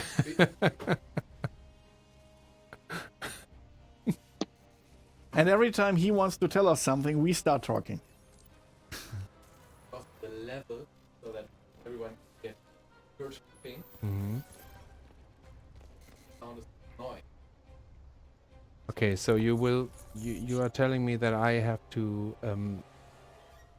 play silently. Okay. Silent but deadly. Deadly. Yeah. This is a wonderful weapon, by the way, Michael. Yeah, we missed this. Sniper rifles are always the best. When we played the game. If you have I don't know that zoom thingy there, that even manages to make me somewhat good with the weapons. So they always rock. But there's another question in the chat from Sputello. I hope I didn't completely murder that name. Do you collaborate with researchers from universities when you develop new rendering technologies?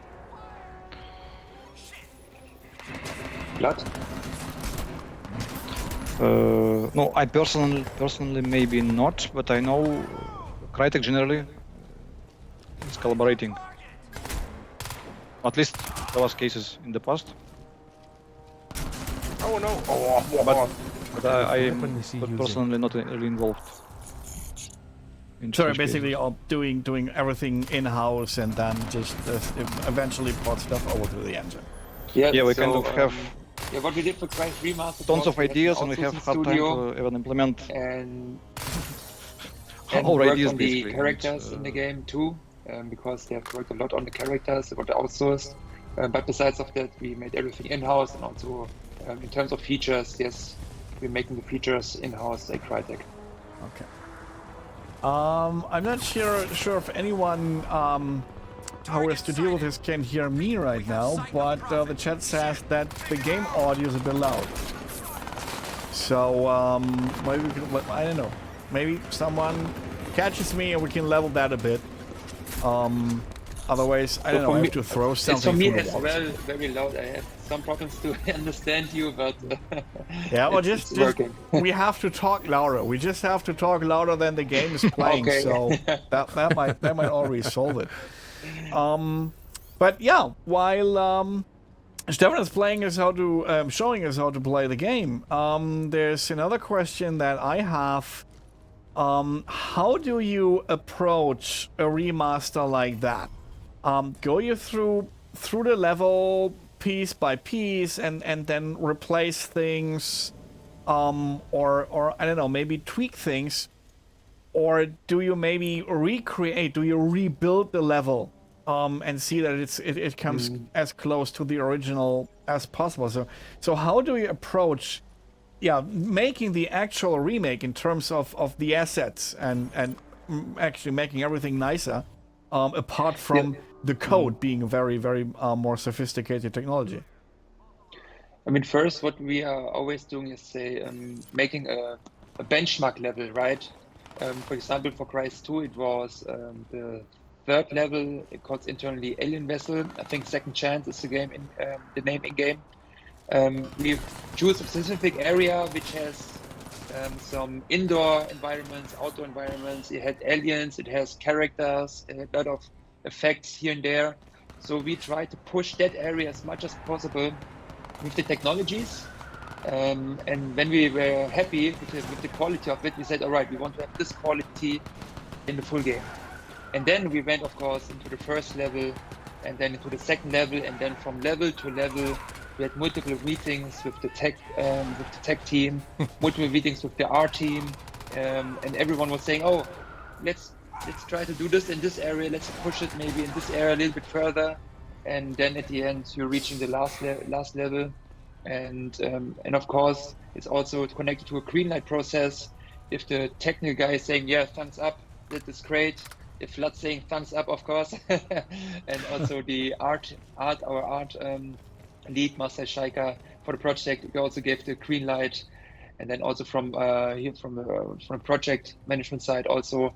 Then when everything is fine and green lighted, then we're going the way together. If someone has some concerns or other topics which will need to be still touched and changed, of course you would need to do it. That everyone is happy, but you always, I mean, especially if you have a developer like Saber Interactive joined to the project, right? You always need to make sure that everyone is happy and not fighting to each other. And that was very nice to work with Saber Interactive, to work with them together. Cool. Well, Stephan is already getting power hungry with his big guns. While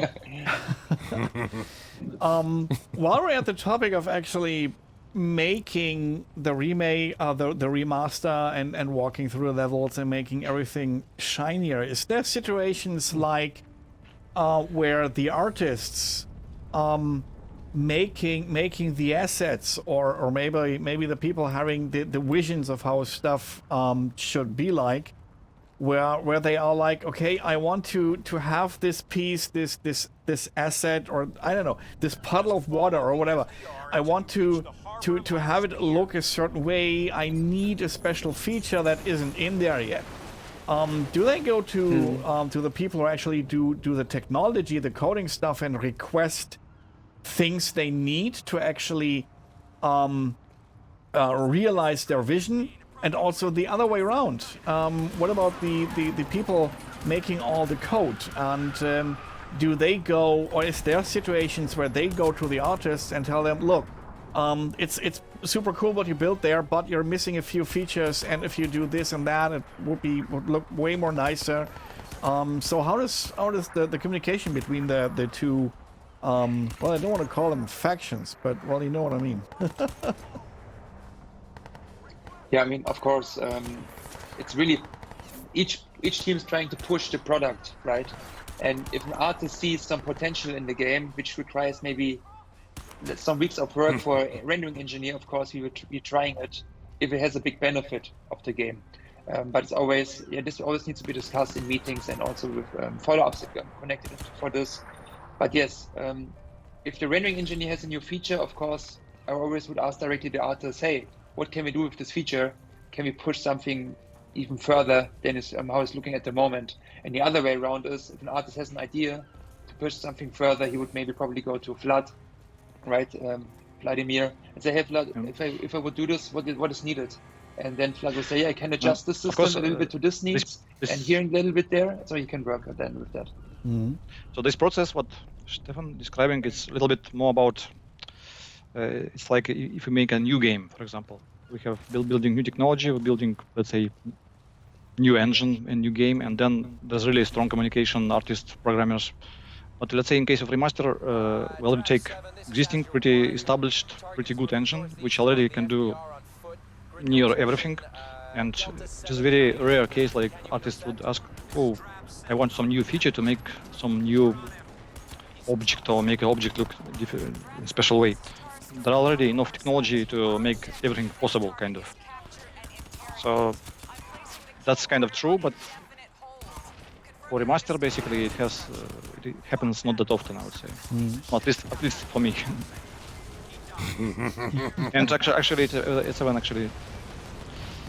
Usually for remaster, you have kind of limited amount of resources, or amount of people, let's say, and like building some new feature, which will require then artists to make big modifications, for example, in the game. It's not really. It can block entire project basically in the end. So we should be really careful about that. So there are discussions like that, but they are always consider.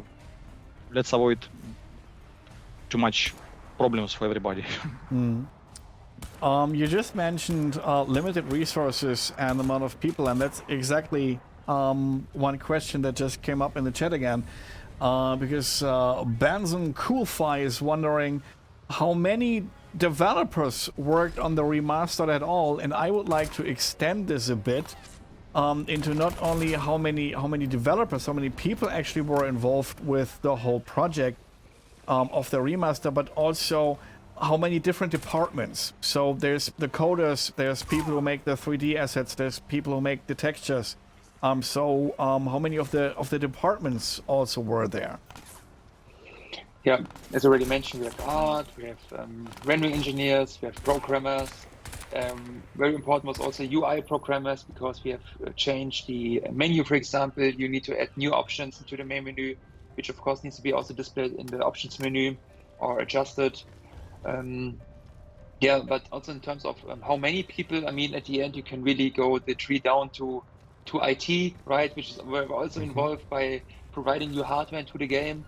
It's always connected to a project. We always need to forget this. Not only the developers, it's also everything around this, which is connected to have a successful game and a team working.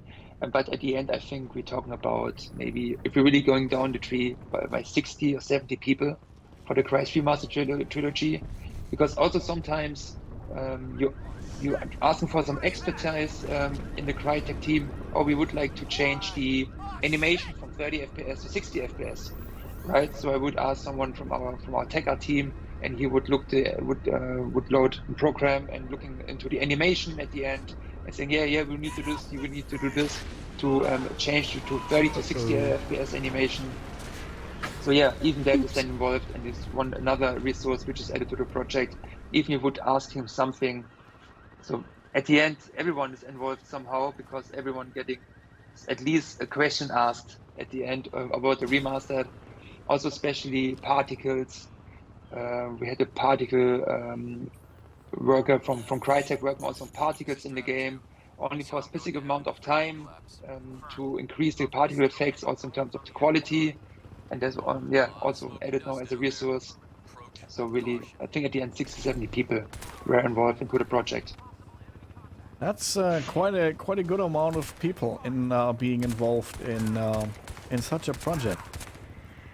Another thing I think we covered, but let's just reiterate for all the people who joined from the front page or later on, because Galu is wondering if the enemy AI was improved.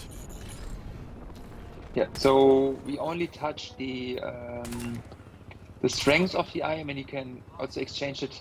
I mean, what we made sure is also you can exchange a lot of stuff in the game. So you can, for example, right now here in the game, open the console, And there's Siva, which we have added into the game. It's called con_restricted0. And then you have access to all the Sivas, which also includes, for example, AI. You could also adjust the AI levels in the game if you want. But in terms of, I think the question what he's leading is about also to AI behavior.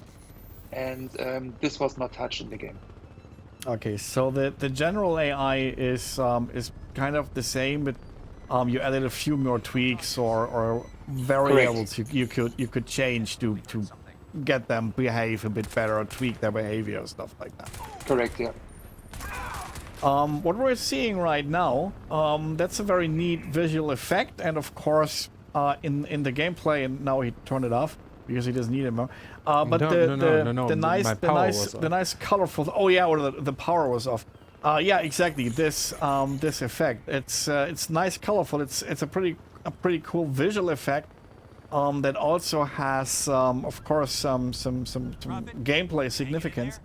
But how do you achieve, just for people interested in the technology and how stuff is done, how do you achieve things like that? Because that looks totally different from what we used to see. And also, most of the areas black and white or grayish, and then you only have a few certain things that are in color. So from a technical point of view, how do you implement things like that? How do you build like feature like that? Well, there are multiple solutions, and I cannot say exactly how it works. But I guess we just of course, you don't have to spill any trade secrets. Just a rough overview for the people, for the upcoming game devs and the technically interested people out there, on how you would approach doing something like that. So let's say we render. It's easy to make entire scene look black and white. I mean, there's no need to invent any special technology for that. Mm-hmm. But for these glowing objects, probably we render them additionally into the scene with special shader, which can take into account, for example, depths and some other properties to get the color variations, basically. And additionally, there could be some additional artist-made content, artist-made, for example, textures, which tells, like, let's say if this is kind of heat vision, pretty much, there are possibilities for artists to specify what surface is kind of is more hot, basically, what is cold, basically, and this information is used during rendering, and we have the color, basically. Okay, cool. So, and this way I described it can be there are many possibilities, basically, and well, same effect can be implemented in different way completely. But yeah, that's one of the examples. So is that something that's done on the shader level, or is that's done something that's more like on the texture or a model level?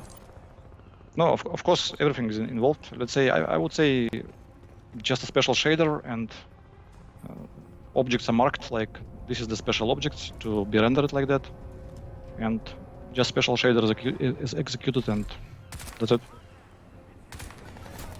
I would say we take into account normals, depths, and maybe some additional information to get this heat vision kind of look. Cool.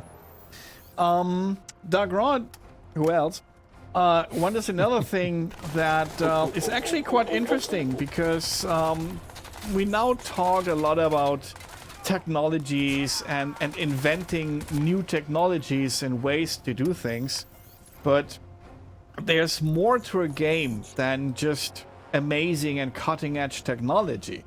And he wonders, what do you think are the fundamentals of level design? How do you make your game interesting from start to finish? So we need to ask level designers.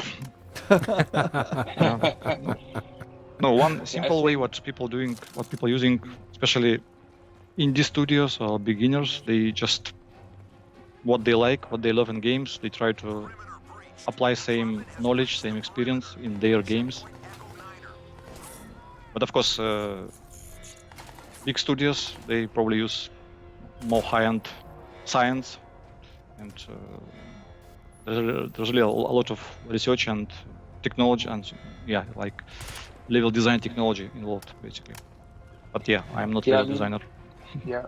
I mean, you also can hire just a story writer, right? And he's making a book of the game already, and then you're adjusting the game based on the book and the looks he describing it. Of course, you can do this as well, and you give also maybe level designers some freedom to create some stuff in the game.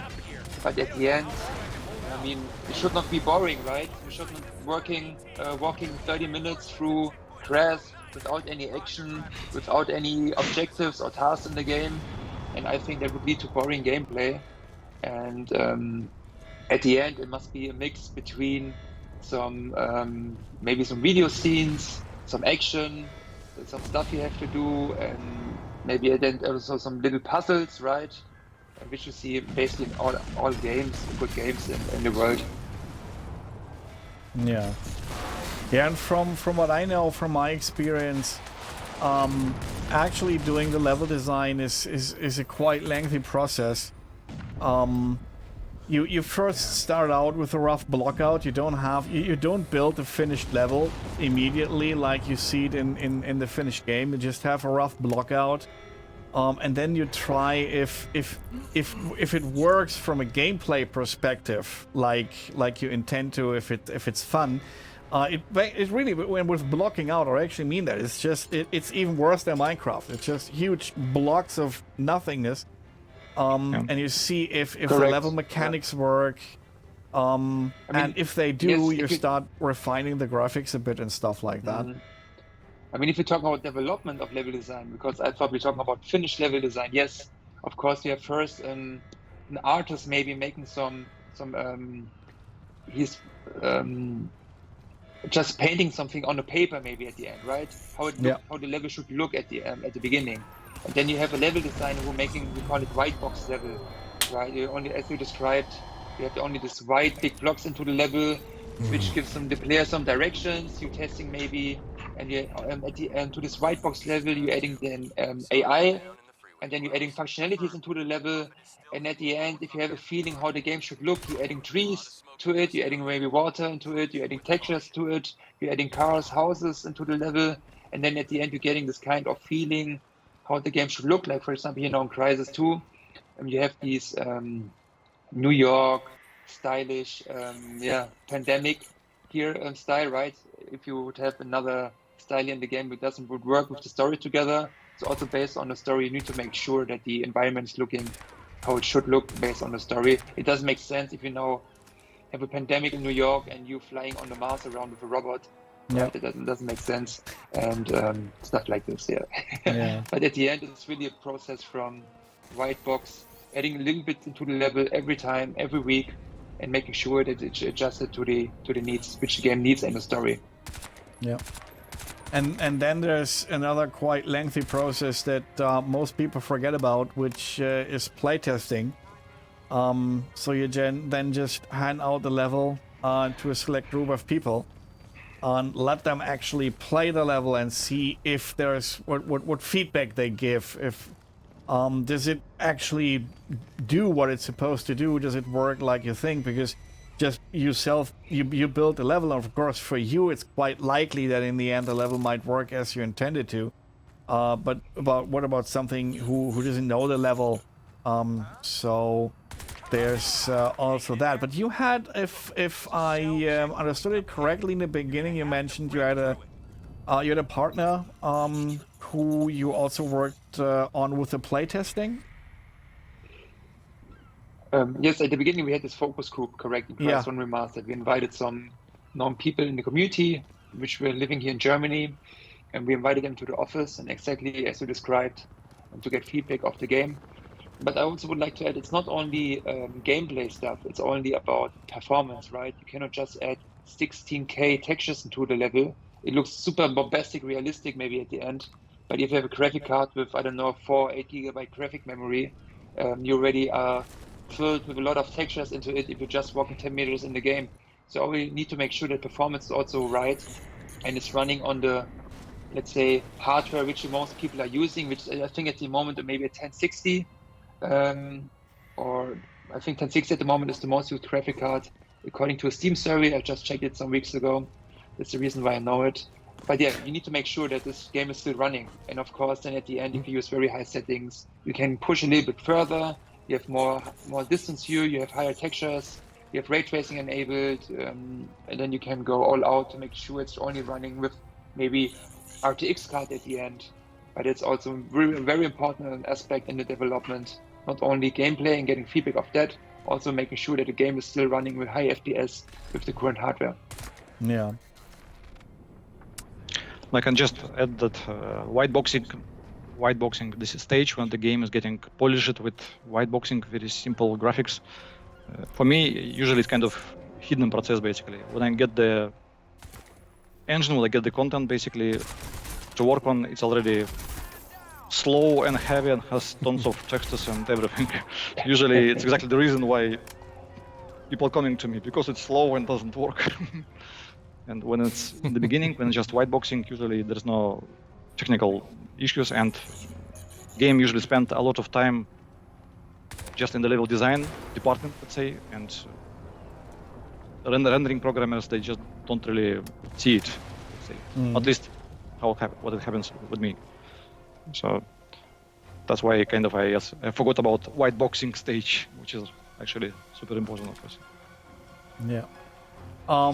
Why Stephan just walked down into this pretty dark tunnel, that shows another very, very impressive thing, I think, of the remaster, which is this global illumination. We covered this a bit earlier, where there's a light source, and the light it bounces off surfaces, and then lights up spaces that usually wouldn't be lit because there's no direct light hitting. No, I want to disappoint a little bit that, of course, this GI, voxel GI, Swoggy is used here, but this is not the only technology, basically. Content creators, that's exactly level designers, the they question. put a lot of efforts to make it work beautiful, basically. Let's say Swoggy is just one of the instruments. It's not magical solution yet. So like one button, you click one button, and that's it, your level is beautiful. It still takes a lot of effort from the level designer to make it look correct in the end. So when the level designer really consider, let's say, Swoggy as instrument, and when it knows its weak points and strong points, then you get beautiful results in the end. But light is not really bouncing that far in that tunnel, basically. Right. That would have been the actual question. Is it really is it using the ray tracing system to actually create this bouncing light, or is this something that needs to be accounted for during the development? And you perfectly answered that question. Yeah. So yes and no. Yes and no, basically. There was another question. Yaxiko is wondering, are there only human enemies? I think I can spoil the answer to that. No, there's not only human enemies. There's also the aliens we're fighting. But maybe you can tell us about the maybe the character design. Like how are the characters, the beings, the humans as well as the aliens, how are those created and put into the game, and also how are they animated? Are they animated by hand, or is there other tricks like, I don't know, motion capturing or something? So how did these find their way into the game? Yeah, of course. I mean, for the remastered, we have used the animations from the original Crysis, and as you already mentioned, yes, motion capturing. That means you're getting a black suit and a lot of dots around the suit, for example, and then there are many cameras in the studio, and you're just walking, and the cameras capturing all movement of you. And that means you need to capture a lot of animations in the game, of course, because maybe you're going down, you're going up, you jump, you lean right, left, stuff like this. And this kind of stuff getting then captured with these cameras and the suits, transferred to the PC into a specific program, and then of course you can use it for the characters you're adding to the game. and making sure that the rig of the character is moving in the right way accordingly to the animation you have created with a real person in a suit. Okay, cool. Oh. That is something I didn't expect to see tonight. How did that happen? I died the second time. What happened there? Yeah, I don't know. I don't know how to kill this. I thought I just fucking. I just not tank. mentioned the first time that happened. So I don't know. So maybe nobody saw it. But you don't have to kill the tank. Just go on the right through the door, and then you're getting a tank to kill the tank. see, thank you. There you get the inside tips. Mm-hmm.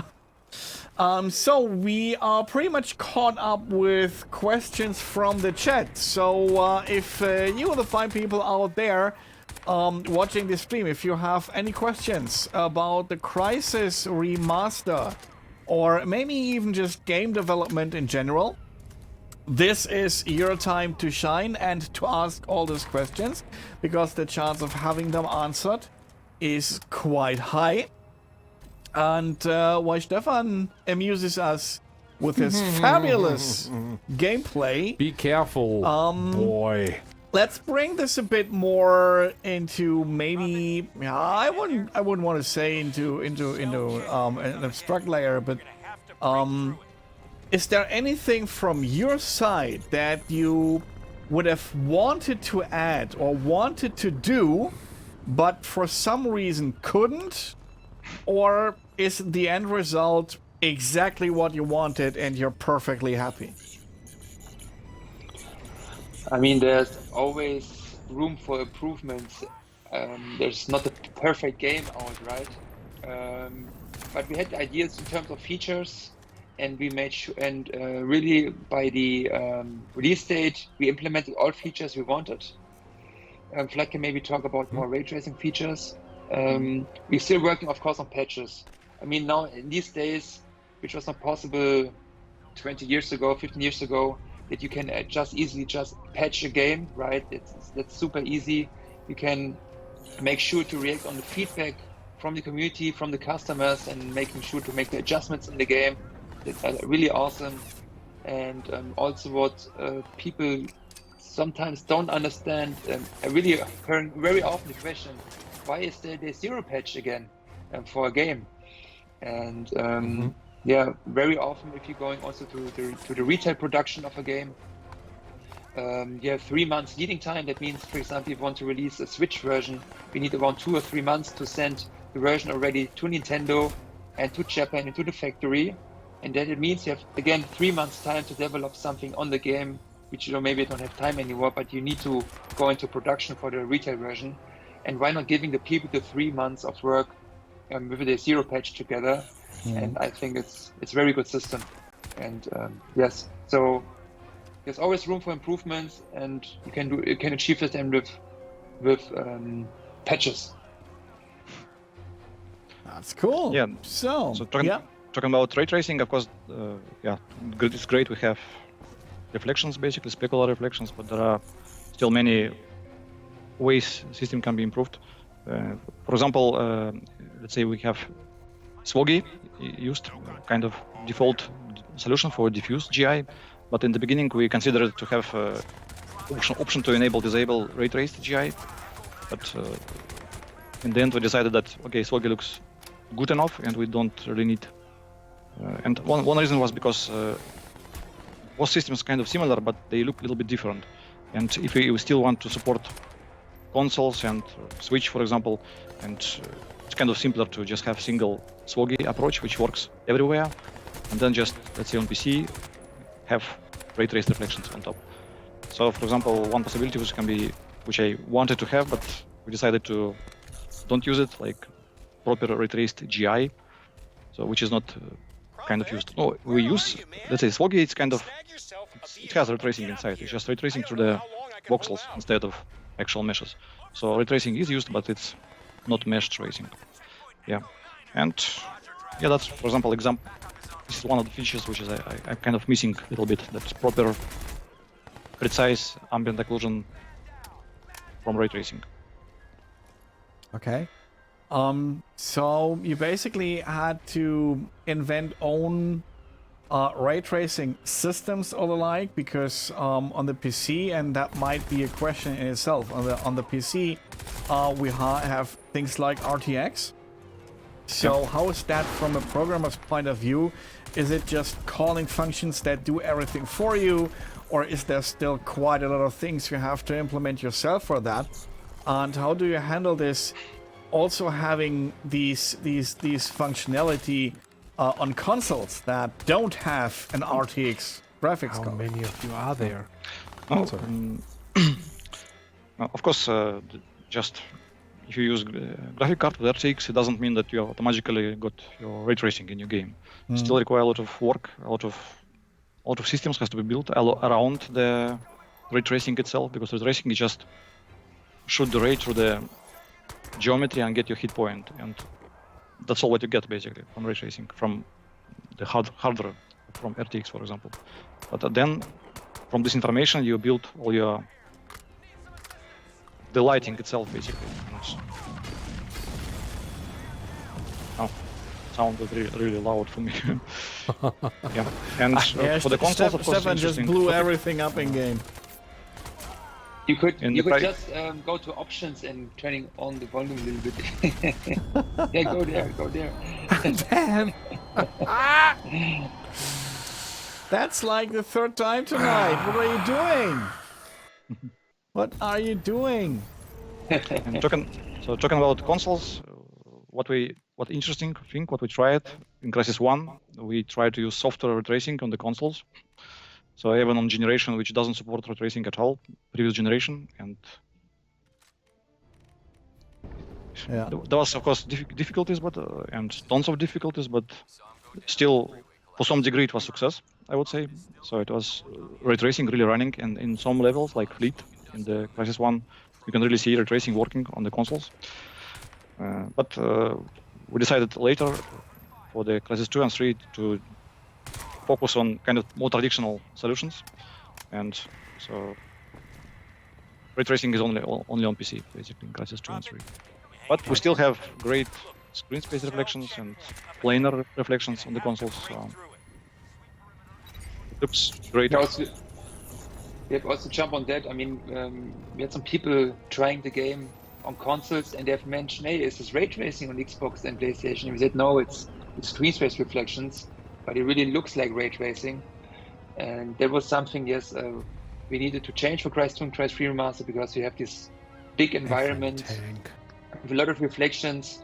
And of course, if you would add ray tracing into the game for the consoles, it has a big impact on also performance as well. And screen space reflection is covering it very well, but you still have 60 FPS on the current gen, which is good. So the RTX, just to reiterate and summarize, the RTX in the modern NVIDIA graphics cards, it's not a magic bullet, pun not intended, that just gives you all these neat effects. It's just a tool that you can use to then create all these effects, but you still have to put a lot of work into there to actually make use of the tool. Is that right? Did I get that? Yeah, that's right.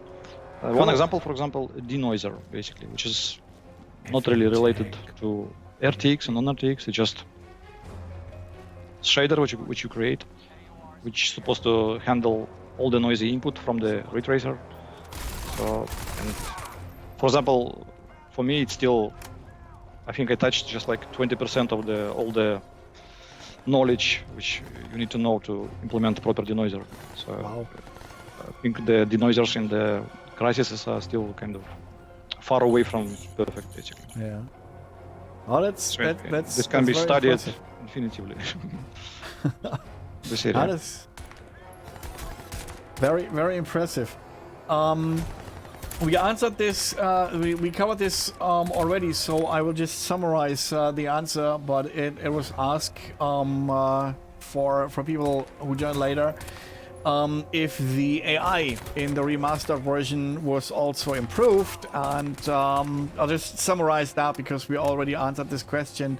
The core AI has not been changed. but there has been a few changes to variables or things you can tweak, and set to influence the behavior of the AI, to tweak it to behave a bit more like you want it maybe, but the core AI itself hasn't been changed, if I got that correctly. If not, just jump in there and correct me. Yeah, That's as far as I know, yeah, the core it was wasn't the changed. right summary. Yeah. Yeah. Of course, there was. I'm sure there was some tweaks here there, but the core is the same. Yes. So another question is if you used any physics simulation for stuff like clothes and hair. No, no, of course this game has for sure some simulations like that. First of all, I don't think we don't use GPU for that, which let's say modern games. Get yourself a vehicle. Yeah, Maybe do it. Yeah, but wait. Maybe let me help him for a second. If you go this way straightforward. Somebody mentioned a tank. Go back. Left. Go back. And now straight forward. Yeah. Yeah. Left. No. Yeah. Turn He's around. shooting at me. Turn around. You can see. Yeah, this way. Yes. Just turn straight forward. And then there's now on the left. You need to go to the right. Now left. Yes. Kill them all, and then at the end there's a tank, and then you have it. Little pro tip, Stefan. Yeah. Don't get killed. Thank you. The less you get killed, the further you advance in the game. I'm so happy that you are with me. Yeah. So here is the tank. Check on the left. You can see the marker on the HUD even if you turn around. Yeah. The blue one, 37 meters. Yeah, and then you are there, and finally can fight again against the other tank. Okay, I will. Okay. It is interesting that I am as a programmer. I kind of never really played this game like fully. You know, just always like jump into some place, fix some issue in that place. It's really like never now happened we to are play talking. Now it makes sense with the wall. Yes, of course. Several hours. See, now the breakable wall is actually breakable. But that's a very interesting thing you just mentioned there. You never play the game in full. You just jump into the certain things you need to test. So how do you handle that while development?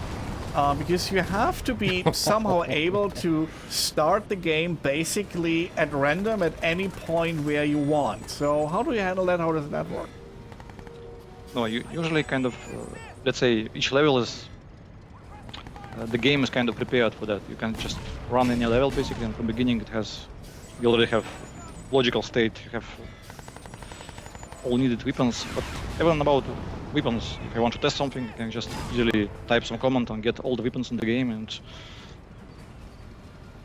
game don't need to be fully logically, behave properly logically. I mean, gameplay is not really required to be 100% precise in order to fix some graphical issue. Yeah. So. Yeah, you know, my challenge is that I nearly hear nothing of the game. So I don't hear where any shooting is coming from and all this stuff. So it's really strange. For you, it's that loud. Well, right now you would hear something like.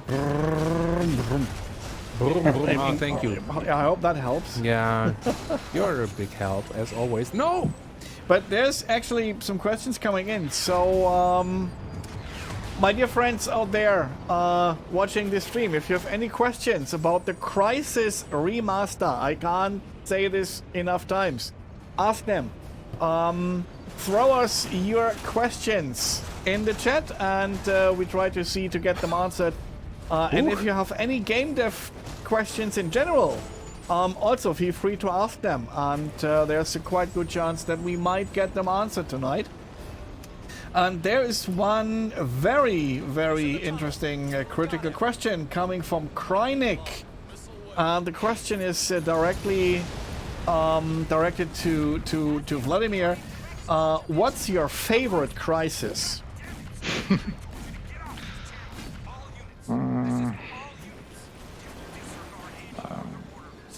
I think there's no favorite Crysis. They all kind of favorite. Boom, boom, boom, boom, boom, boom, boom, I love you all.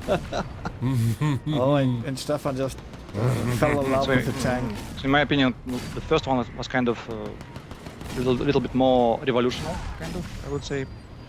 So they're just all favorite, but a little bit different in different ways. So let's say, and also company was kind of younger when Crysis 1 was developed, so it has still. I think the question is also a bit unfair because it's basically like asking you who's your favorite child. Which child is? Yeah, we all know the answer to that. There is none. Another question coming from Monogenesis. If you had to render some interiors in those buildings. Yeah. What's the question? The question is if you had to render any interiors in any of the buildings that are in the map. Or if they're just there are many buildings I think interiors, but there are of course many buildings which are just empty. You kind of never enter inside, it's just a box. If you want to render inside, level designer can put content there, put some additional visibility information, these areas, portals, and then that's it. You can enter inside and see the rooms and have gameplay there. Yeah, I mean, basically to go more to detail, if you reach a specific area, the stuff in-house getting rendered directly. I mean, to render, for example, this position where Stefan is playing right now, already having the objects rendered which are far away in the house doesn't make sense because it costs performance. That means if you just maybe trigger a specific point of the level, all the stuff getting rendered in the house, and also in the house itself. If you're, for example, entering the door, we call it, as Vlad mentioned, Swiss areas, you triggering the Swiss area and everything in the house getting loaded. You won't notice it because it's the technology behind it is so good, but from performance point of view, it makes sense because otherwise, get everything loaded directly in the beginning of the level doesn't make sense because it will flood your GPU memory and also probably your system RAM directly. All right. So we're again caught up with the questions in the chat, and of course, people are praising the gameplay. Safety first, of course. but there is this monster tank over there. Yeah, what happened? I think I lost count on how many times you died. Several of them. Okay, now I got I mean, you played through the whole night with, well, a reasonable amount of deaths, and now you're having a night of deaths with an unreasonable amount of gameplay. Yeah. This is something gone wrong. No.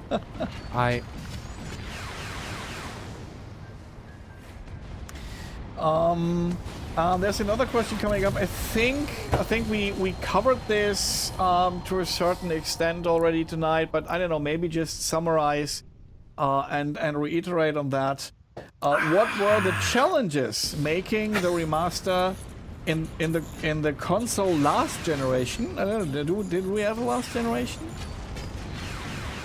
Yeah, I think the last generation is Xbox One X, Xbox One, Xbox One S, PlayStation 4, and PlayStation 4 Pro, I guess, yeah. So yeah, the challenges, as I described already earlier in the stream, you need to get a lot of new features into the game, but you also need to make sure that the game is still performing. You cannot add 20 new features and the game is running with 1 FPS. That doesn't work that easily.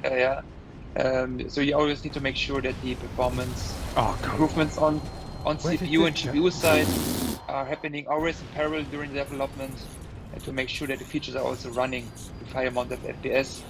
And that was also important for the consoles because we want to achieve on the old consoles to have this good 30 FPS experience, but on the new consoles on Xbox Series S, X, and PlayStation 5, you have a fluent 60 FPS. gameplay feeling without making any compromises in terms of features.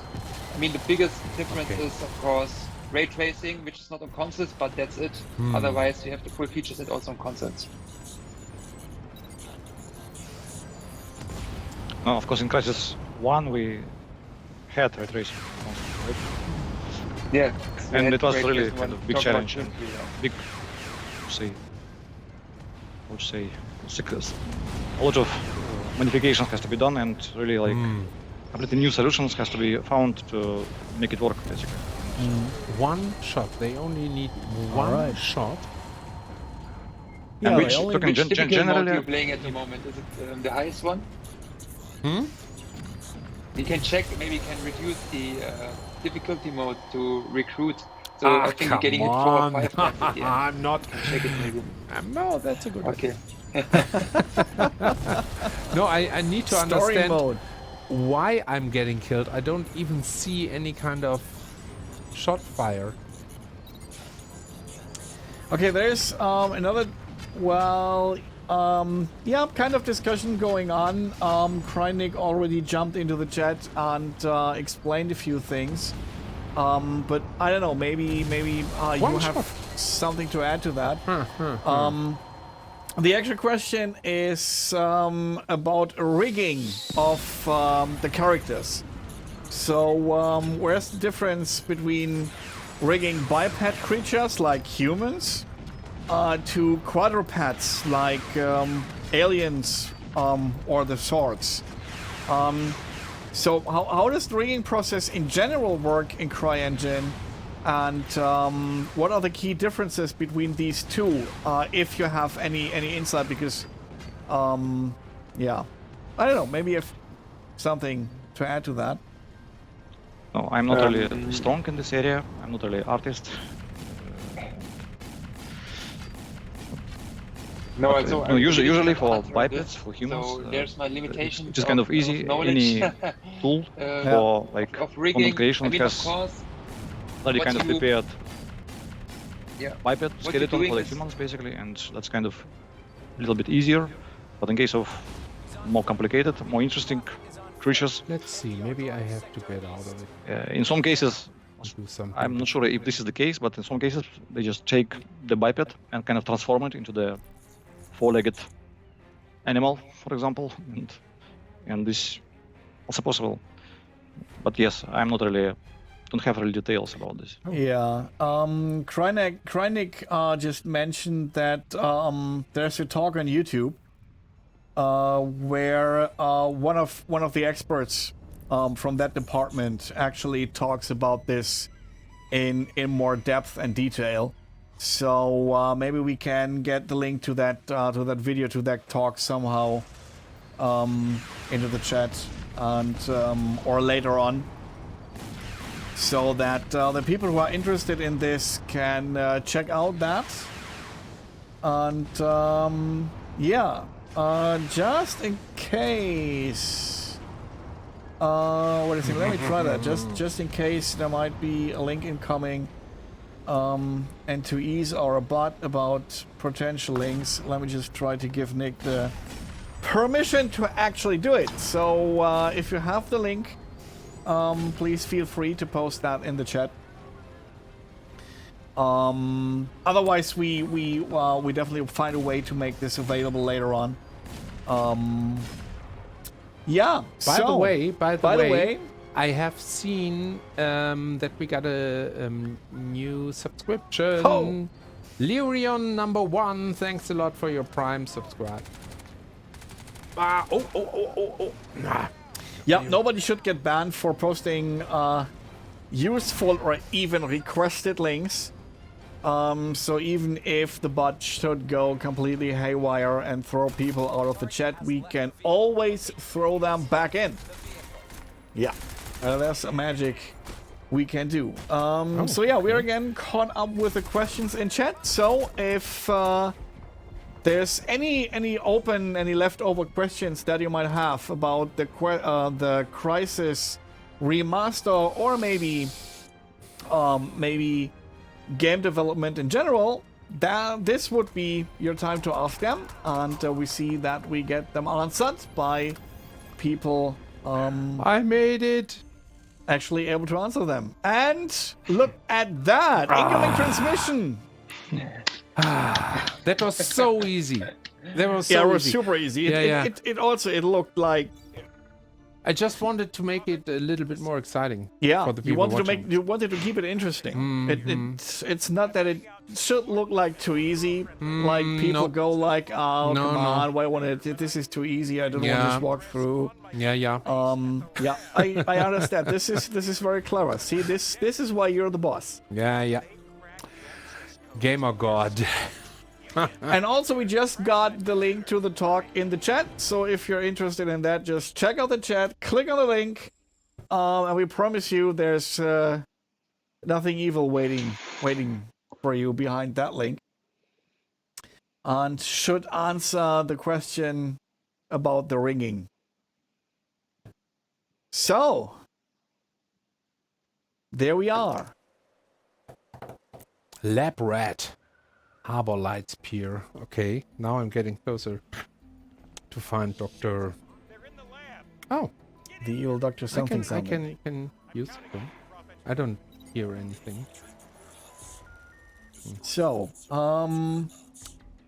while we see if there's any more questions in the chat, let's... Oh, yeah. Red barrels. You're supposed to shoot them. Was a pleasure. So, Esther is asking when she can finally play Crysis Remastered. Oh, it's questions out when? there. So what was the question? When you can play it? The actual question is when she can finally play Crysis Remastered. I don't know, maybe she's asking for some time off? Yeah, it's already okay. out. Late at night when we are not working anymore, Astrid. When we're not working, so that's basically like never.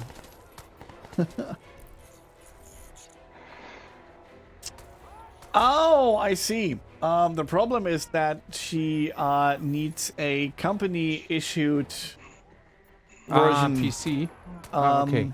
Yeah, I think it's more about the game itself because the one she had, she gave up for the one you're right now playing on this PC. Oh. So she still needs a company-issued version of the game to play at home.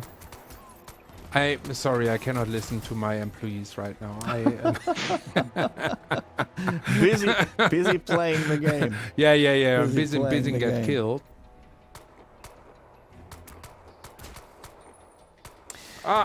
So how did the idea of making the remaster come up in the first place? Was it I don't know, an idea that just popped up, or did you carry this around with you for a long time because there were always things you thought could be done better, or how did that come over about? the last 7-8 years, you always have seen under each comment from Crytek, it doesn't matter if you post a game or from Robinson, a picture from Robinson or Klein, you see comments like, hey, make a Crysis Remastered, for example.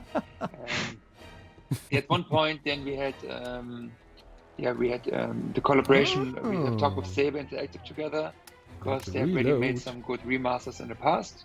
And then we started to talk with them, and then we decided to go with Saber Interactive together with the Crysis Remastered Trilogy together, and then also including the Switch version as a new platform for the Crysis franchise.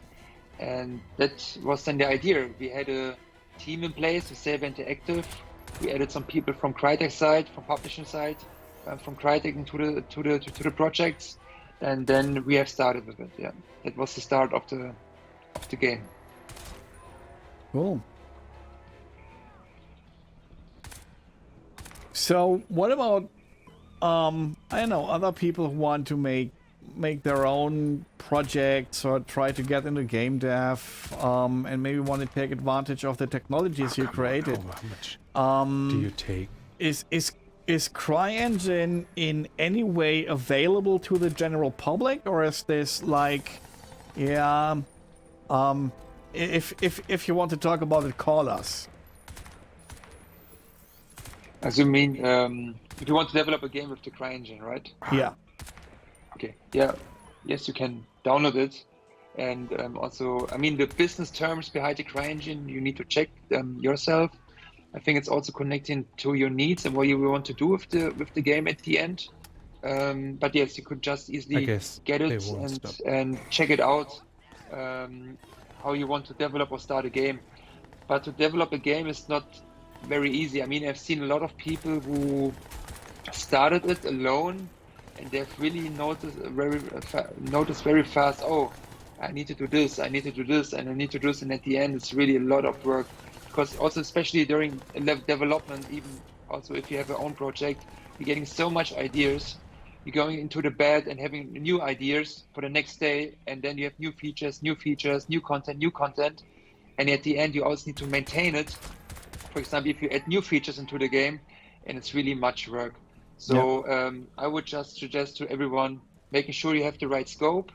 If you're working alone or with 2 people on a project, otherwise you're working 5-6 years on one project and never getting an end of it, and then maybe you're disappointed, making step by step, and you have the chance to meet more people in the CryEngine community to develop a game.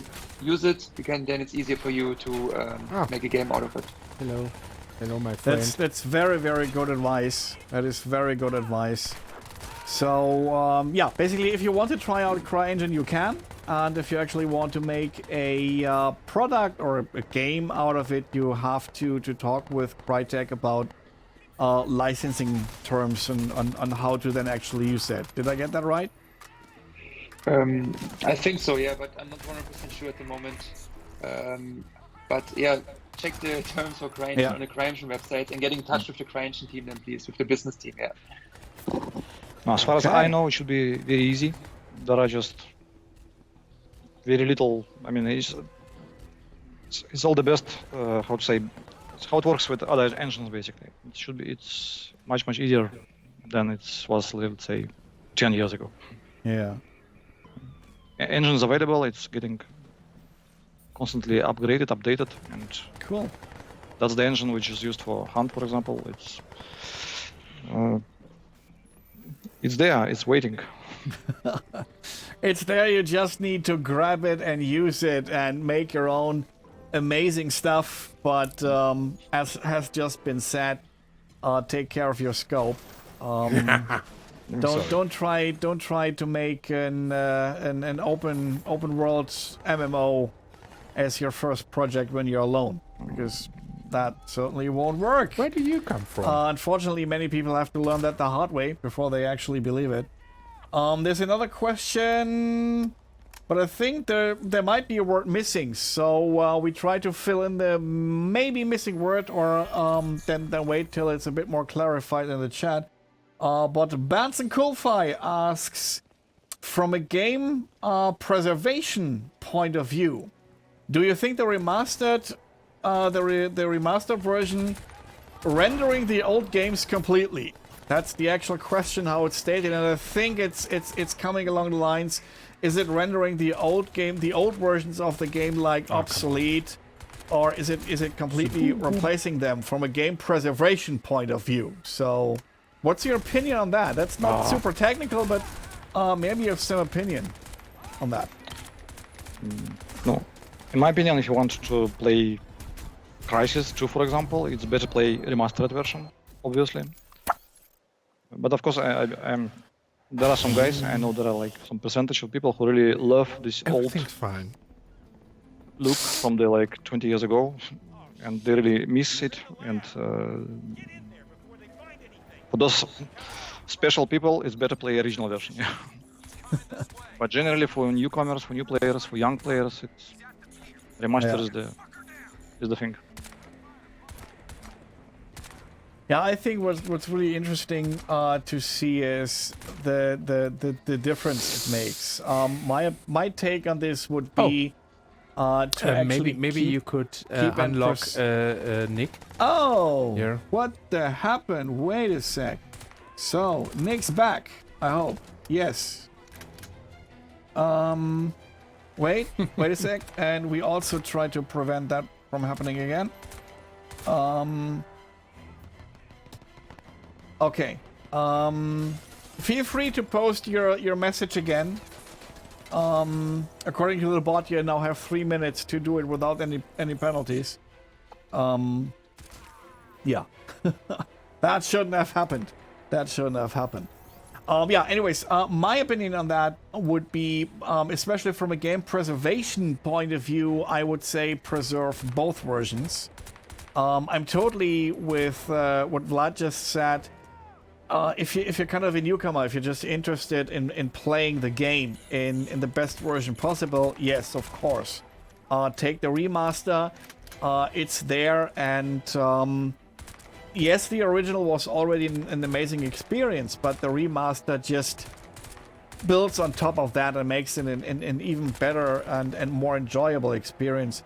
But from a preservation point of view, I think it would be very, very interesting to actually keep and preserve for the future both versions, especially to see the jump, to see that was the original, and then the team looked at what can they do, what can they enhance with new technologies and with the new capabilities of PC, what they can handle, because the difference is very interesting. Of course, for playing, I would always choose the remaster version. But just being able to see that this was the original, this is how it originally looked, mostly bound by what the hardware was capable at the time, and then what was made out of it. That alone, I think, is a thing. For the lack of a better term, that's worth preserving, if that makes any sense. Yeah. So, any more questions? Hell loose break. And of course, there's red barrels. I mean, who doesn't love the red barrels? I mean, I could play. I mean, honestly, I could play these games for the red barrels alone. I went so far. For a time, I had a red barrel emote dedicated to these shootable red barrel things. I think this is a trope of video game culture. These red containers of whatever it's in there, and once you shoot them, they just go kaboom. Ah, come on. Where are you from? Yeah. So now I cleaned up everything here, so this should be an easy walkthrough. Okay, as you can see, here is no one. Yeah? No one. So, then I move over here. And you can also see no one. And now you can't even see yourself. Oh, there's something, because this is something I never was able to find out by myself, because I'm just too bad at playing these games. Gotta admit that. Is there actually a set amount of enemies for a given region, or do they respawn until you hit a certain, well, whatever you need to do? No, so they're not respawning all the time. It's not like unlimited AI in the level. It's really, if you're triggering one AI, it could be, I mean, every AI has its own radius, and let's say 50 meters. And if it's in this radius of 50 meters, another AI is shooting, he's automatically triggering the other AI again. Okay. Right, and let's say it's a domino effect then of the AI, and that's the reason if you're shooting here around, also the AI is coming around out of the warehouse, for example, here, or any other indoor areas, because they're just hearing the sound of the other AI too, but they're not spawning unlimited in some places. No, that's not the case. Okay. Because for me, and this is really only for me, it sometimes felt like they were. Because I was just, there were so many enemies, and I was like, dude, At some time I have to clean them up already. Anyways, Nick. I'm getting slightly mad. I'm getting slightly mad. It's just the game giving you a better challenge. I'm trying to. Oh, there it is. Because Nick was in about the topic of trying out CryEngine on your own. Chronic was just saying that you can download CryEngine 5 from, you might have guessed it, cryengine.com. And also, but the more interesting thing is, and that is free to use for anyone in student projects and non-profit projects. You can test the engine, well, and then scroll away. You can test the engine with all features and make a game under the public license. Just don't forget to register your game with us, I think he means Crytek, 3 months before release. Yeah, end of message. And then there was another. I think the other one was a link to the actual licensing terms. Yeah, and then there was a link to the actual licensing terms. But oh yeah, and there it is again. I was just about to say, there was nuked by the bot, but he just reposted it. Thank you for that, and thank you for your patience with our 2-trigger happy bot. Our bot is watching the stream as well, and the bot is seeing Stephan shooting everyone, so the bot wants to shoot people as well. So Nick just posted again to the FAQ for licensing. So if you have any questions in regard of trying out the engine, first off, just trying out you can, no problem. And about licensing, what has just been said, and then there's also the link to the licensing FAQ. Wonderful. So looking forward to all the nice and amazing things people might make with this, because frankly, with game engines these days being available in general, it actually makes making games. I'm not saying it makes it easy. I'm just saying it makes it easier than before, because imagine the times before engines like CryEngine were available. You had to do everything on your own. Everything you just every feature. Oh, well, he's stuck in the car. Yeah, he got killed by me. You know? This is how you're NPCs brutal. look then. You're kind of brutal, and I'm kind of having a déjà vu. You've been there before, right? Yeah, but only because I really like that place. I mean, it's a nice place. I mean, look at that bridge out there, and just the view. I mean, enjoy the scenic view. And this is also something which, and this is just my opinion, but I think there's a lot of people who share this opinion, which makes a good game. Of course, a game needs to have good gameplay to be good. A game isn't good just because it looks great. But if you have a game that does both, it gives you a good gameplay, and it gives you a beautiful aesthetic, beautiful graphics. Sometimes, like in situations like right now, when you've cleaned up all the enemies and you have a second to breathe, sometimes you just want to admire the graphics and just want to look at it. Because I mean, in the end, that's what it's there for. Hey, what's happening here? The next enemy comes and basically tells you, nope, you're not admiring the view. Okay, this you're makes sense. gonna Yeah, with my headphones on. But I really love that level, so I'm playing this a little bit now. Okay. I mean, you can try. There are some different nice levels. indoor You can locations just here, swim but underwater just and going to the end cannot of the reach level. it. That's what I meant at the beginning. Oh, swim You have underwater? Different types of gameplay.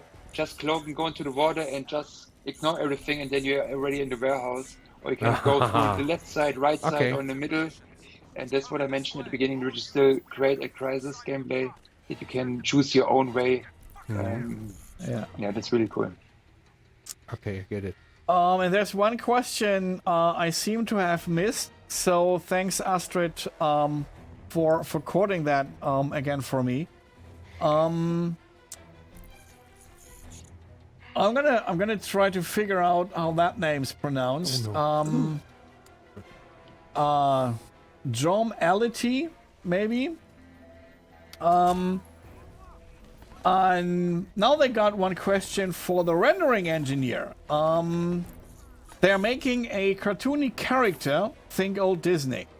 What kind of tips would you have for the materials or shader for a cartoony style in CryEngine?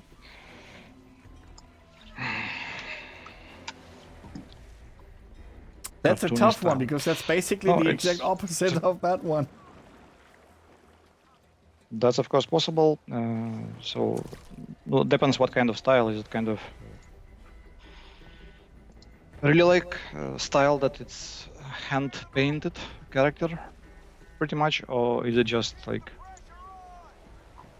3D model? We just very kind of simplified.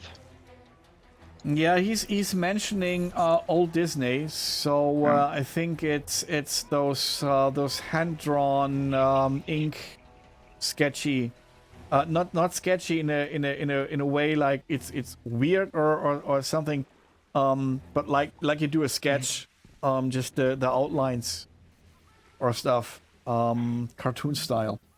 Yeah, ink style. I mean, there are many ink style. cartoon stylish games out, right? What was the game with this cup? Was a cupcake even the name of the game? I don't know exactly, but there's so many games out there if you have this cartoonish style with this more realistic background, and maybe I know many people loving it, so maybe it's also looking to. I mean, it's always good to also look to the templates or what is already out there in the world, because basically for all genre, you have so many good games already, and just making sure to maybe picking the best stuff there yet, and bringing also to make sure you bring in your own style into the game. Otherwise, it would just be a copy, not a unique project. Who is throwing this? Yeah, I think he was asking for a few tips, like on how to set up or how to do the material shader, on how to best achieve this look in CryEngine, to how to set up, to how to make the shader for that. Okay. We can just use existing shaders and modify it, for example. So one of the things what is people doing for cartoony look, it's kind of instead of outputting all the gradations with the lighting, let's say instead of smooth gradients, there are some kind of banging, or basically like let's say you choose like 3 colors pretty much, and one is used for all kind of dark areas, one for the medium range bright pixels basically, and another one for very bright pixels. And no, of course it's a very simplified thing, what I'm saying, but Stephan, for you're such one effect, of my you can best friends. you can easily modify existing shaders, or it's possible to create new ones. Yeah. I'm sure there are some kind of example shaders which can be taken as for the beginning, and so this way you can create your own completely custom shader which can render whatever you want. But I would just take, let's say, our standard shaders like Illum, and just add some additional effect in it. This way you can have all your lighting, everything is still working, all the GI, for example. But on top of that, you can transform your look into the kind of cartoon look which you want. So I would just take existing shader and just modify. Yeah. I actually got a follow-up question on that. How are shaders, or especially when you're talking custom shaders, making your own one, how are shaders in CryEngine done in general? Is there some internal mechanics, editors, or shader language that the engine uses, or is it just HLSL, GLSL? Just standard HLSL. Basically. Okay. And no, we kind of still discussing about some shader graph approaches internally, but right now it is, as far as I know, we still have just shaders. Okay. There is no shader graph. So just your basic HLSL shaders. So if you know how to code these kind of shaders, you can just you're basically technically able to make your own custom shaders in CryEngine. Yes, of course. Yes. All right. So about that cartoon might look, be I the think next we should have tutorial to maybe be looked up. some templates already. Yeah. Because normally, normal, simple people shouldn't really create new shaders. It should be really possible with existing. We have tons of technology already existing, and it should be possible to get all the effects and all the types of look from existing tech. Yeah, the engine basically gives you everything you need to get your stuff on screen. Yeah. But sometimes you just want to try out what's the deal with making shaders, and so yeah, that's one way you can. Just a tip, Stefan, you need to go into the elevator behind you. Yeah, okay. But he's shooting at me. Yeah, this is a trap I set for myself quite often as well. I always want to kill every enemy. Exactly. It's deep inside my inside my genetic programming. Yeah, I can totally feel that. I know that. Yeah, I just have to go there, and off I am. Level finished. Everything's done. Yoo-hoo. But I don't know. Somehow I feel the need that the level isn't finished if there's still an enemy standing. Oops. Sorry. There should be, I don't know, maybe there is an achievement for if you actually really cleaned up the level. I'm sure there is. Yeah. But I will never achieve that achievement. I don't know. Building maintenance manager. Because you cleaned up so nicely. Yeah, sneaking in. Oh, look at that. And then he jumped on top of the table. Yeah, but I used V to do the sneak kill attack. And then you put him on the table. Yeah. So he had the high ground. But well, you still managed to deal with him. Yeah. By the way, ray tracing is disabled right now. Oh, okay. Because Stefan disabled it, or because that's a specialty of that level, or... I did not do anything, at least. Or is it on lowest spec ray tracing, kind of? Yeah, maybe. You see, Vlad is already trying to prove everything. Kind of lowest spec, only really shiny surfaces produce reflections. Okay, so now I will use... shiny things that don't shine. Oh yeah, to save electricity costs, turn off every display. There we are. Correct, yeah. Well, it tells you use laptop, and if you can use a laptop, well, you use the laptop. Yep. So I think you can just shoot them. Yep, that's right. Okay, that was easy. Crytek says Vlad is already spotting $4 here. Always hard at work. So there's a more general question from Sputello. Have you also worked on the game Robinson the Journey? And what do you think about VR games?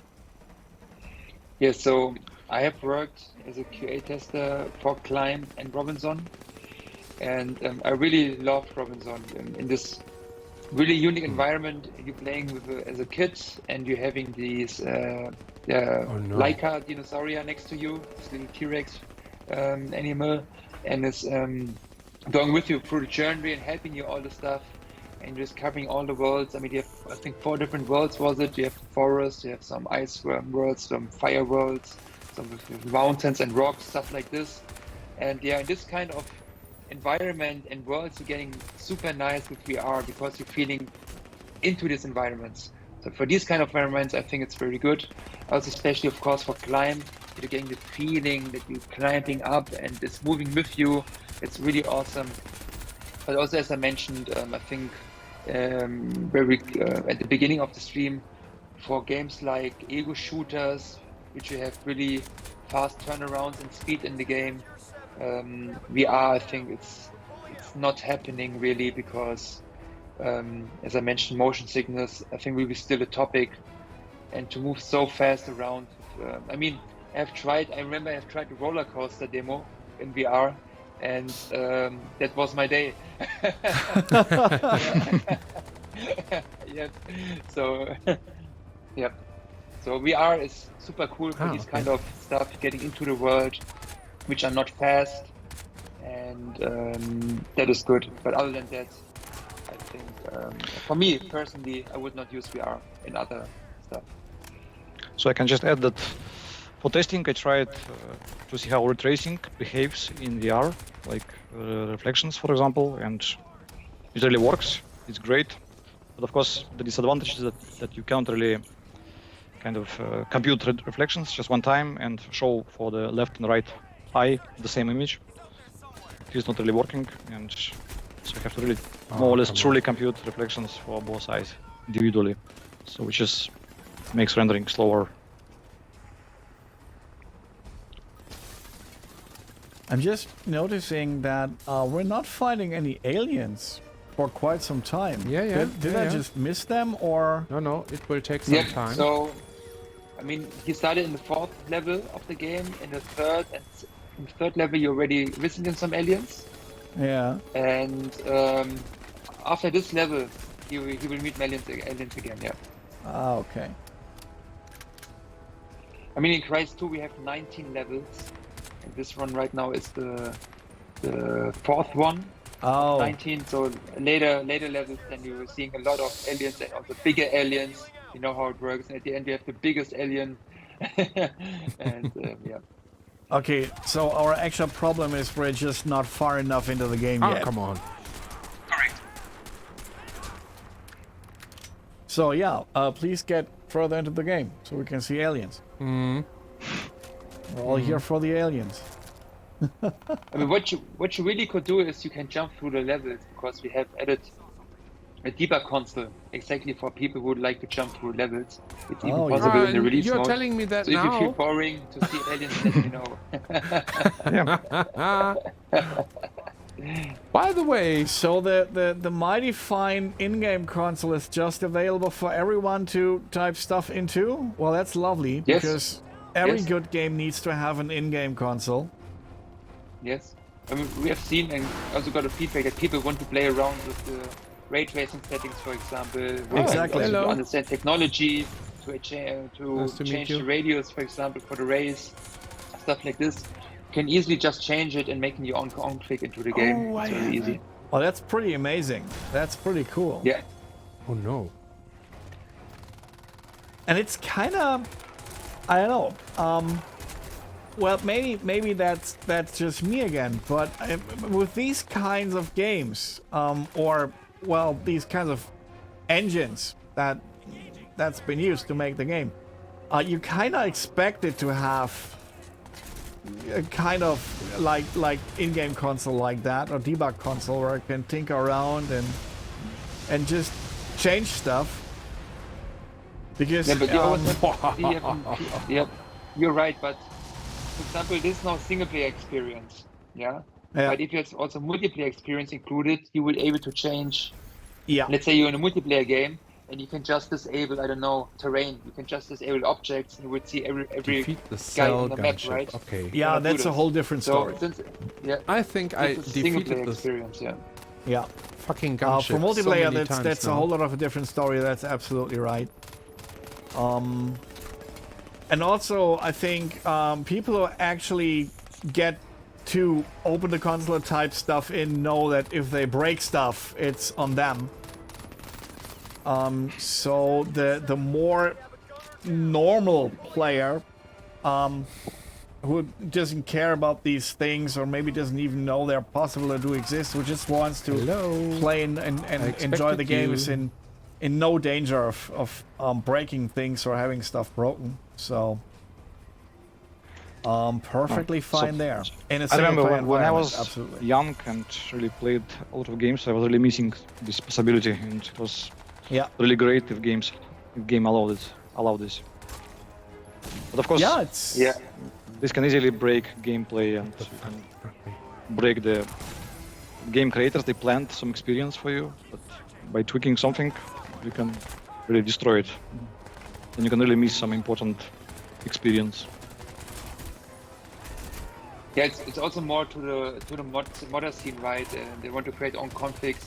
We knew that the community was big for Crysis, for the original Crysis, and we just want to make sure that we're giving something back also for this kind of groups. By I think also the shaders are inside of the build. People can modify the shaders, they can modify the configs, they can play around with the game, and I think that this is something which the modders can do with the game. Absolutely. That's also for many people that's the path of actually getting into game development at all. By starting tinkering in these ways and getting their interest sparked, and then eventually at all. Well, maybe becoming actual game devs. Or just downloading on CryEngine.com engine and trying there out too, right? Yeah. Yeah, that's pretty much how I kind of started programming. Nice. Played games. It was ZX Spectrum, like super old device, and there was a basic language integrated into the device basically, and you can load the game and then you can modify a few bits to get infinitive life, for example, or something. Yeah. And by learning this, I really started. I mean, the first days and stuff was really just entering codes, right? It's exactly the same. You're entering a code and executing a CEVA in the game. For example, if I remember, in GTA, you're pressing up, down, left, right, whatever, and then you have unlimited ammo. It's really just entering a combination, and it gives you, I don't know, unlimited ammo equal 1 in the console directly, right? You're just triggering that CEVA in the console of the game. So back in the days, you had the chance to do it with codes and cheats via input. Now you have the chance maybe to do it over the console in the game. So different ways to, of course, to approach this kind of goal at the end. Yeah. Also, it can add a little bit of replayability. Let's say you played the game fully, maybe a few times, and it's great. But then, if you just give yourself from beginning all the weapons, for example, that's completely different experience, and it can be really cool, actually. Yeah, you can right, kind of make your own way. I remember Resident Evil has a good mode. If you're playing it, I don't know, under 2 hours, you're getting a rocket launcher with unlimited ammo, right? And you're playing, or more often getting outfits into the game. You can play as Valentine, for example, in Resident Evil, stuff like this. So it's really cool. That's also mentioned after game stuff to motivate you to play the game even twice or 3 times or 4 times to get everything. Yeah. Nick mentioned two very cool things, or very important things. In the chat, the one thing is there's a CVAR for everything in the CryEngine sandbox editor, but just not in the compiled game as far as he knows. And then again, what Stephan just said, download the CryEngine SDK on the marketplace and start playing around with it. That's the plan. That's absolutely this game, the idea. This Gold Master, what you're playing right now, also has enough CVARs available, console variables. Right, Stephan? You can just unlock it. Yes. So there's no need to download CryEngine to play with CVARs. Oh, right now. You did it, Stephan. I did it! Finally! Yeah. That was... Let me change my weapon. Yeah, that's nice, because I was almost about to ask, like, is there a way to maybe even, I don't know, nuke or shoot down those helicopters or other things? Thank you for answering that question before I even asked it. Yeah, this scene here in the warehouse is maybe the toughest scene in the whole game for many people. We also got feedback on that. It's very hard, yes, but you made it, Stephan, you see? Yeah. And now you got a huge hole in the ground that wasn't there before. Okay, I need to grab some ammunition before I move on. Yeah, Sorry. that's another thing. Use the microwave. Okay. Cool. This is my home turf. Yeah, this is another thing that goes in line with having to clean up every enemy in the level. I also cannot stand any loot being left behind, because there's a saying, we leave no one behind and no one also counts for no thing, and loot is things, and so we leave nothing behind. No. We are like Marines. Yeah, loot is there to be looted. No one is left behind. And no thing as well. Oh, that's trash. But I like how you can pick up basically, well, not everything, but many things that at first glance just look like, okay, they're decoration, they are things they're just put there so the world looks more real, more filled. And you can pick up so many things and then throw them around, and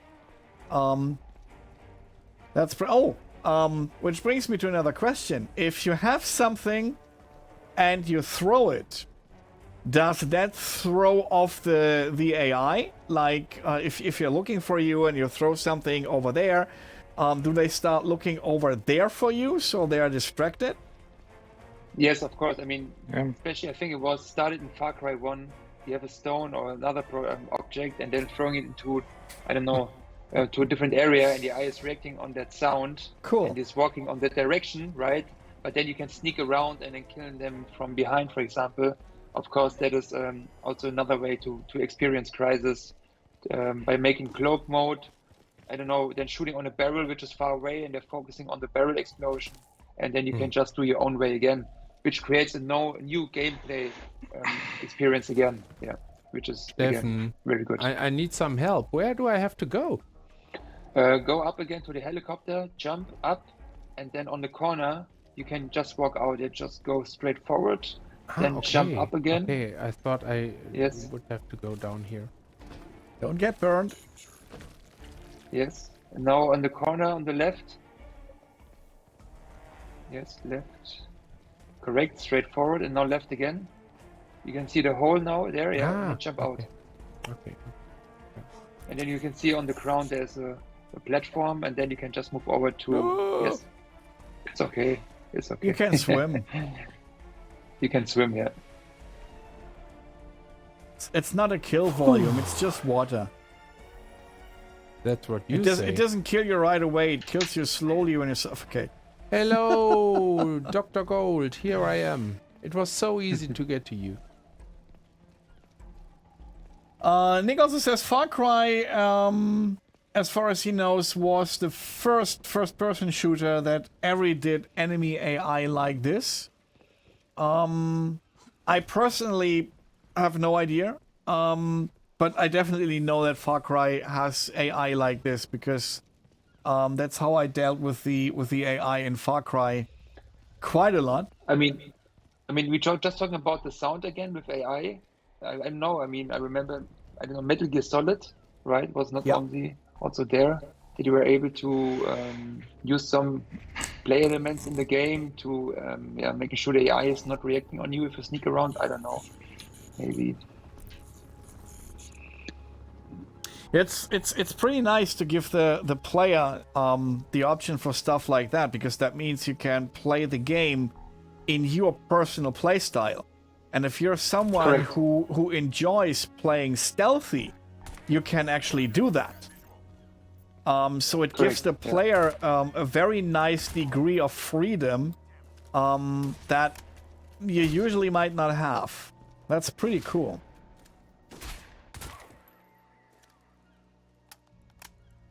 Well, I'm more the guns. I'm more the all guns blazing kind of type, but that's usually because I don't know, I'm not clever enough for stealthy. I do like stealth games. I do like games that actually stealth, like Metal Gear Solid and all these kinds. But I don't know, I'm even worse at those games. So when I have the option, it's always all guns blazing. Go for it. Bam, here I am. Yeah, see? Kind of like that. Kind of like that. Well, you know what? I have earned my sushi of today. Absolutely. Absolutely. Absolutely. Because you haven't died in quite a while. No, I mean that. Open. Honestly, you haven't. Open. Hello. I Open think sesame. You don't have sound, Stefan. Good said. I will send you the elevator down. Yeah. Okay.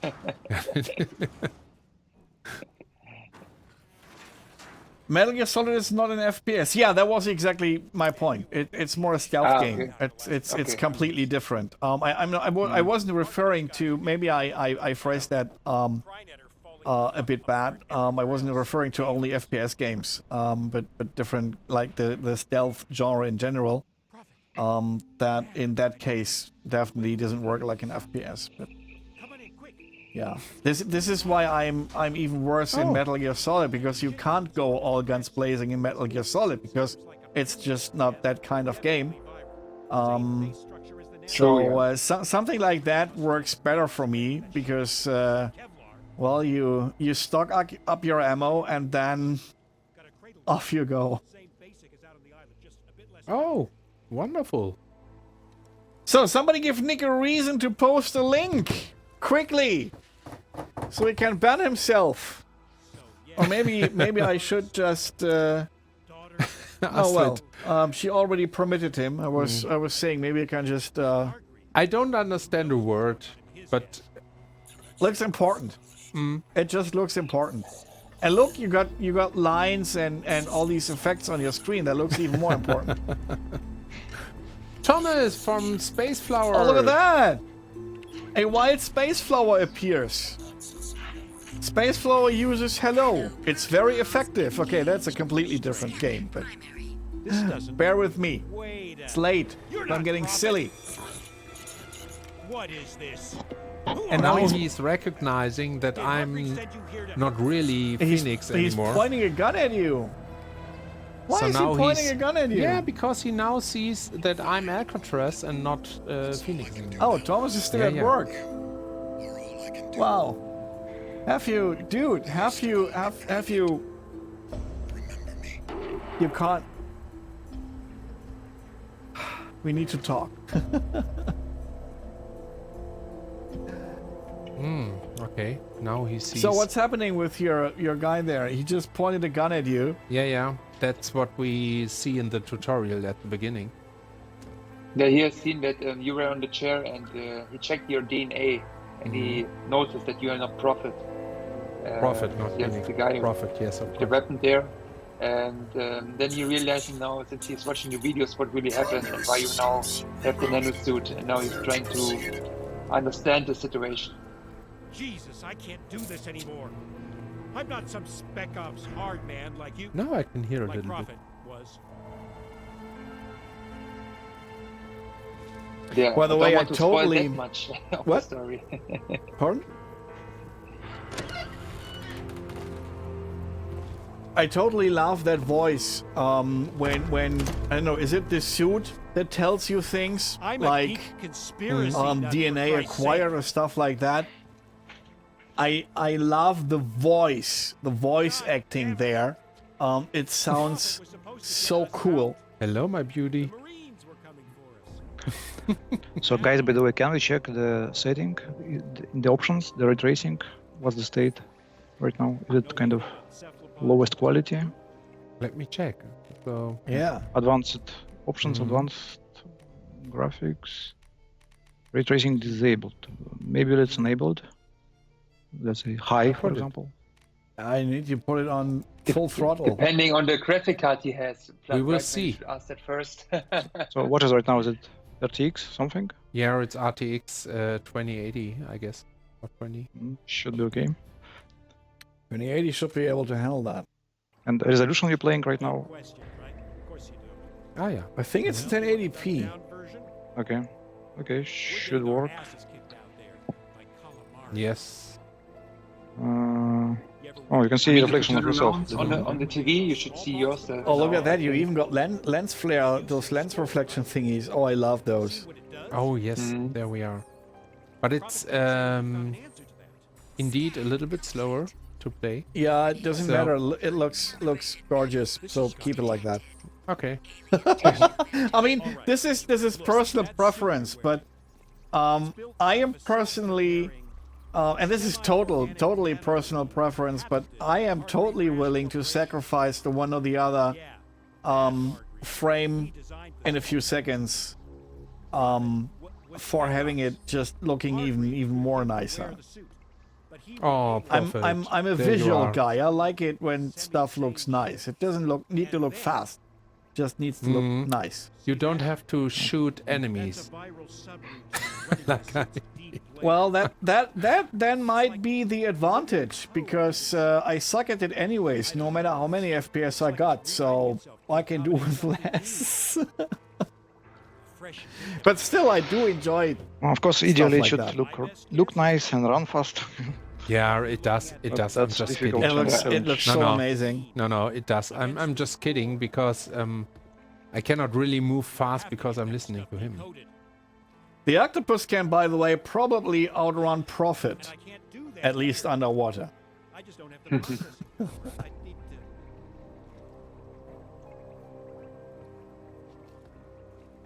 God damn it. The only place in New York that stuff exists is in Hargreaves' lab on Roosevelt Island. The prism. And that's miles. And now he's yelling at us. Trying to get there right now with the Sever. Oh, And what now happened? he's getting No, shot at us. it wasn't me. I hope. Oh, come on. I will protect you. Oh. Oh no, I cannot use my gun.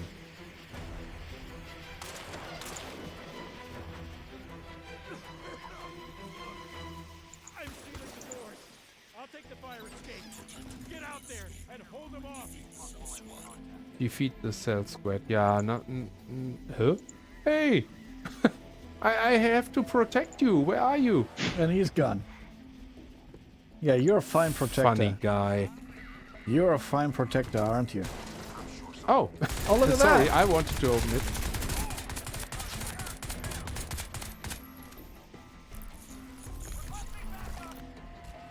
Oh, and this, I mean, hexagons are nice no matter what. So everything that has hexagons is automatically nicer than anything that doesn't have hexagons. The golden rule. Yeah.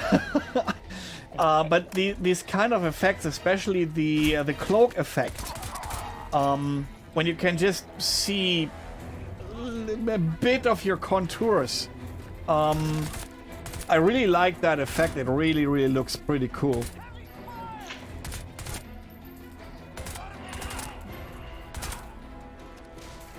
When you're in that ghost mode and people can't see you at all, and you can at least see you a bit like exactly that one. I mean, also, for example, here, the weapon which you're using at the moment, we also have modified it in terms of textures. You can see also some symbols on the weapons now. If you, on the right side. It's also really cool. We've adjusted a little bit to the nanosuit style.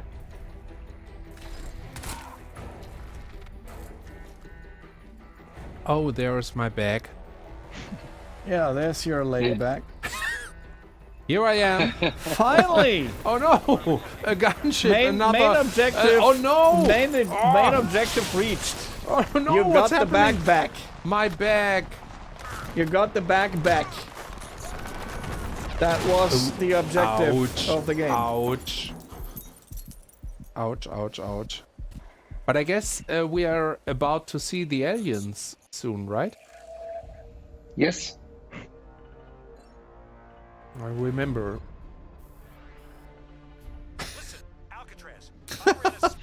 Nick is just glad that the camouflage effect of the nanosuit actually covers your guns as well, yes. What a coincidence. I'm the one really happy about that. I can promise you. Crynet. Yeah, but that would look quite nice. I mean, having a gun like You know what? floating in midair. I always thought about calling the fans of Crytek games Crytekies. I think that's You could quite do that. amazing, calling them Crytekies and putting them all into those funny Star Trek-like uniforms. and do a Crytek convention. Yeah, internally, we're calling us Crytekers. Yeah. Crytekers. Okay, so Yeah. you That's are the close. Crytekers, That's close. and the fans out there are the Crytekies. There we are. There we are. As long as I it would doesn't make... I would do some Crysis cosplay, by the way. Yeah, I do guess it. I would look awesome in a Do nano it. suit. Do it. Oh, I think my cosplay would be the nano suit in camouflage mode. oh, watch this. Here we go. Because Here we go. then people Here would we ask me, go. why didn't you show up to the party? And I could tell them, hey, I was there. I was just in sneaky mode. Perfect excuse. Oops. What happened here? Oh, he doesn't look too healthy. No, I guess it's... Oh, oh. That looks quite It's a virus. unhealthy. It's a virus. Oh, wonderful. Hello, beauty.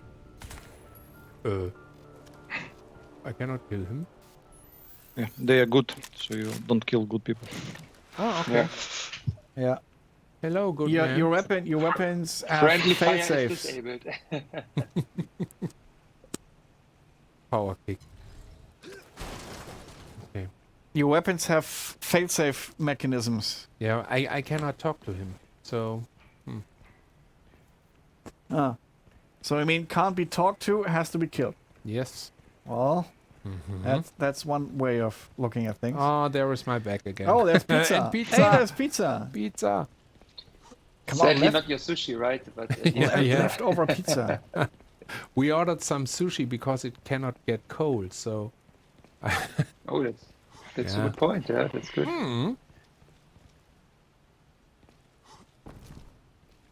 oh, do you feel the fear I have? Don't worry, you can just walk right now. Don't worry, it'll just get worse. Boom! Oh wow! Look at this. Oh, can you hear that?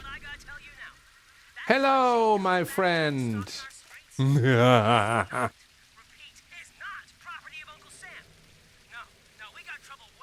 Oh, Niklas is telling me that he needs to exchange the battery in my... You completely drained your battery. Yeah, but I stopped listening to him, so... So it's no longer a battery, it's now a versary. Right?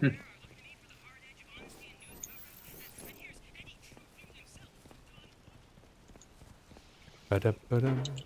Okay, I guess I should cross over here. He's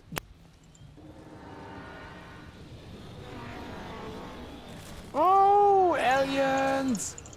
Aliens! Finally.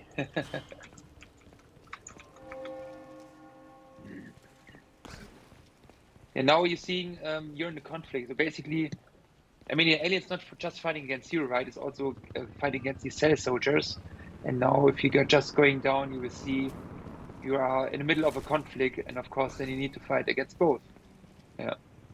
Okay, get it. Oh, now that I can actually talk again, Nick mentions there was a Crysis onesie once, and he'd like to bring that back. I second this. Please do. I might be the first person, among the first ones to order this. Because I'm a huge fan of onesies in general. But a Crysis one I definitely get. Please do. Okay. Can you hear the silence? Hey, do you hear that? The team is excited. No, exactly. Oh, what's this? Ah! Here we go. Yeah. Hey, come on. Ooh. And Germality, remember some while back I hate when aliens. they Oh, were I like wasn't 9 able years to- old and tried to make a big alien moving in the mod SDK in the first Crysis.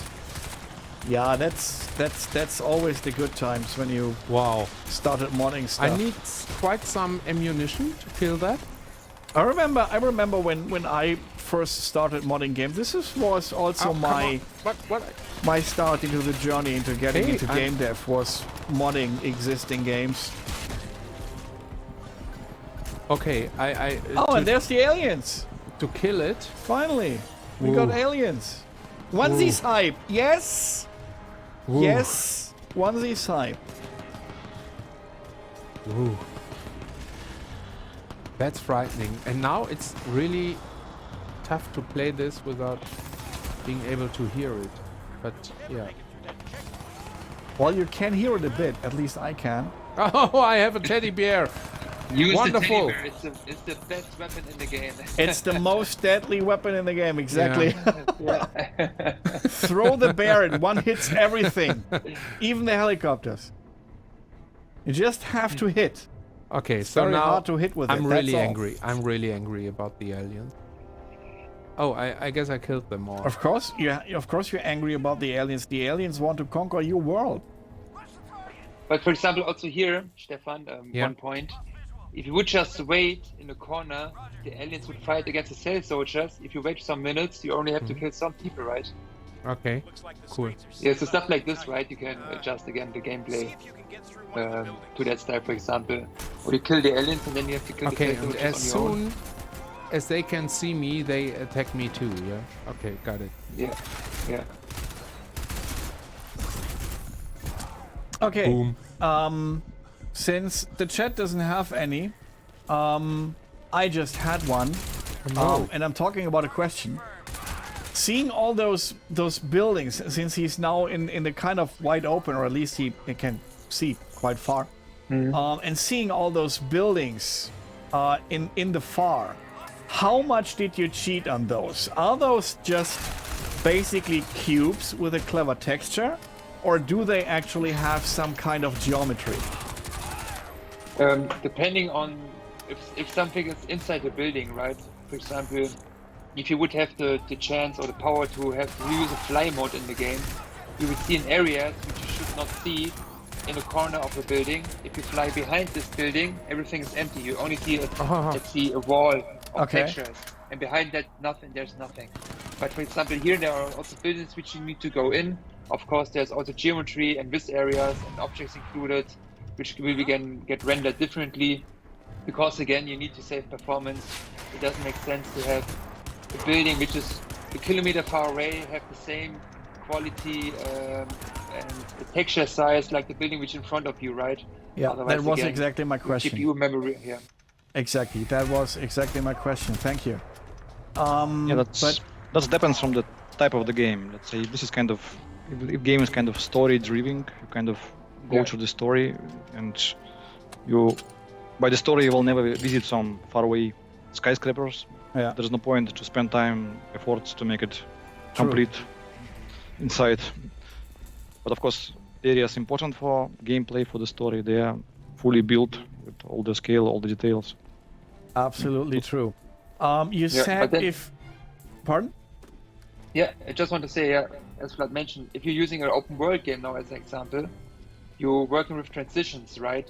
That means at a specific distance, you're loading the textures by 50%.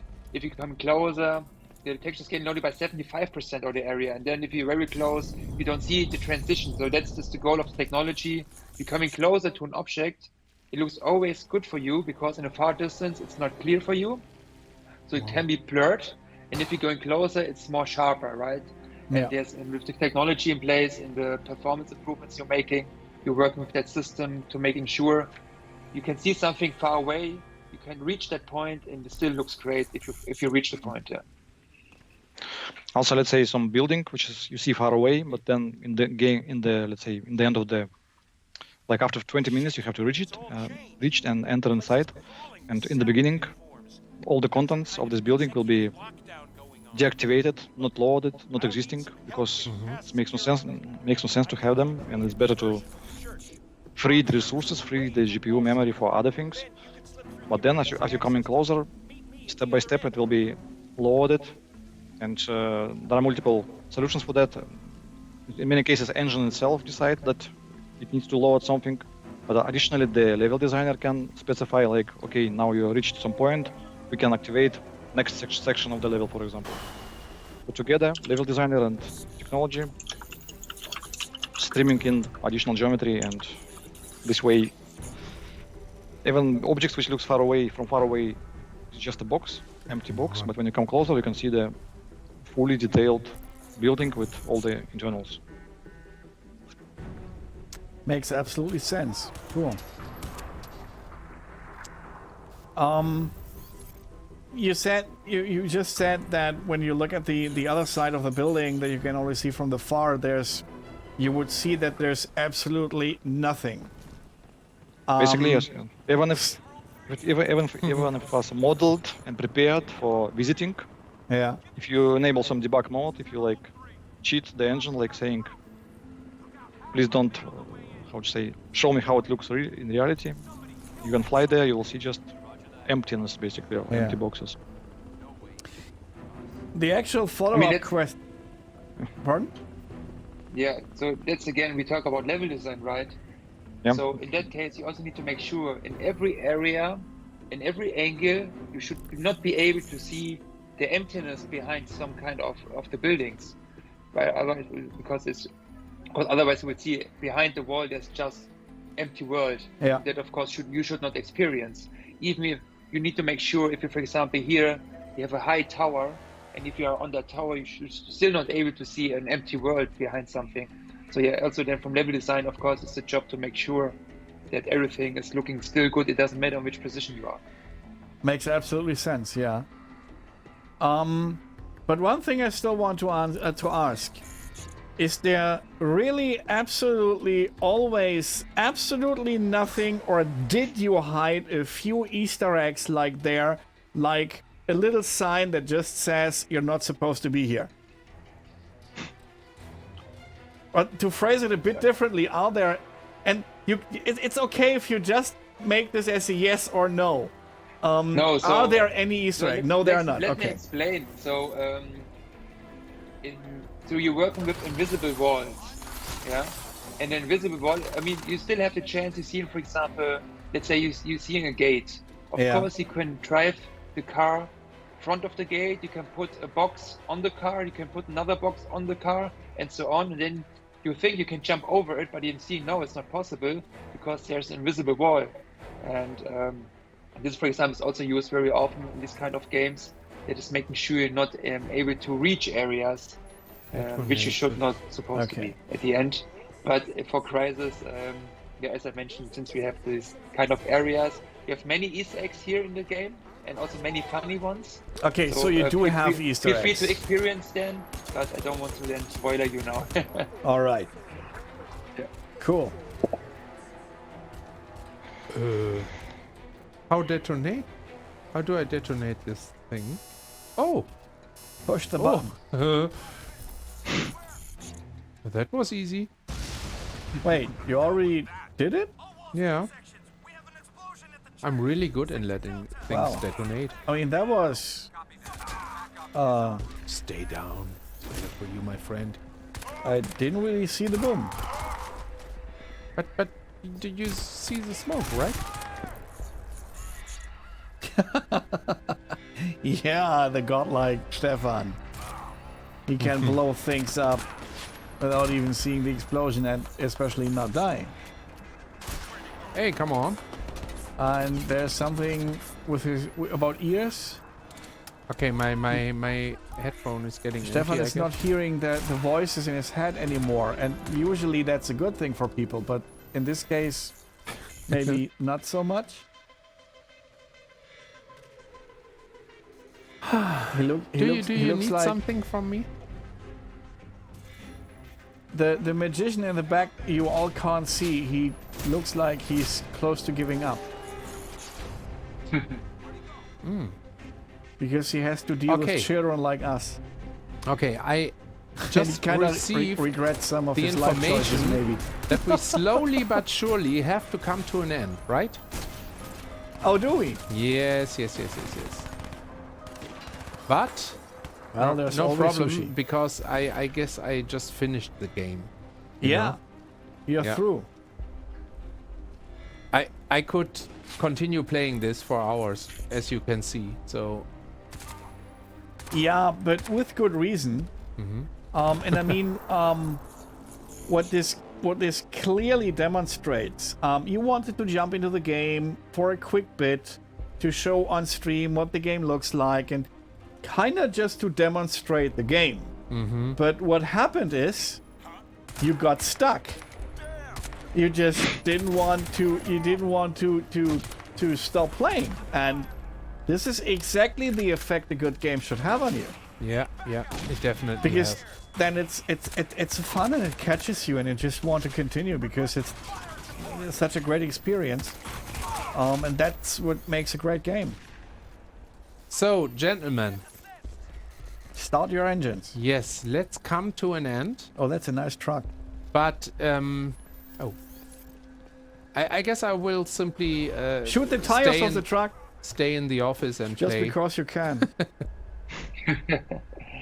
It's nice to see that you have so much fun, Stefan. Yeah, it's really amazing. It's really amazing. And it's getting back to the question: can it do Crysis? Can it run Crysis? Okay. Obviously, it's- it can. Yeah, but it's so much more fluently and easier to play. So you can feel the technical excellence you guys were putting in there. So it's wonderful. So thanks a lot for making this happen, and thanks a lot for taking your time tonight. Yeah, thanks a lot, really, for giving us these in-depth insights and patiently answering all our dumb questions. Yeah. Thank you for That's really, inviting. really appreciated. Really appreciated. Yeah. And I could, of course, continue my speed run, but I guess it's time to end the game. And the only thing that is really killing me that I have to reach all the checkpoints. Woo. Woo. So, Stefan, I will continue to call you whenever I have a problem in that game. I give you my number. You can call me in the night. I will be there for you, Stefan. No problem. He'll tell you where you have to go It was to reach the next goal. such a nice evening. Oh, we are running to 10:30.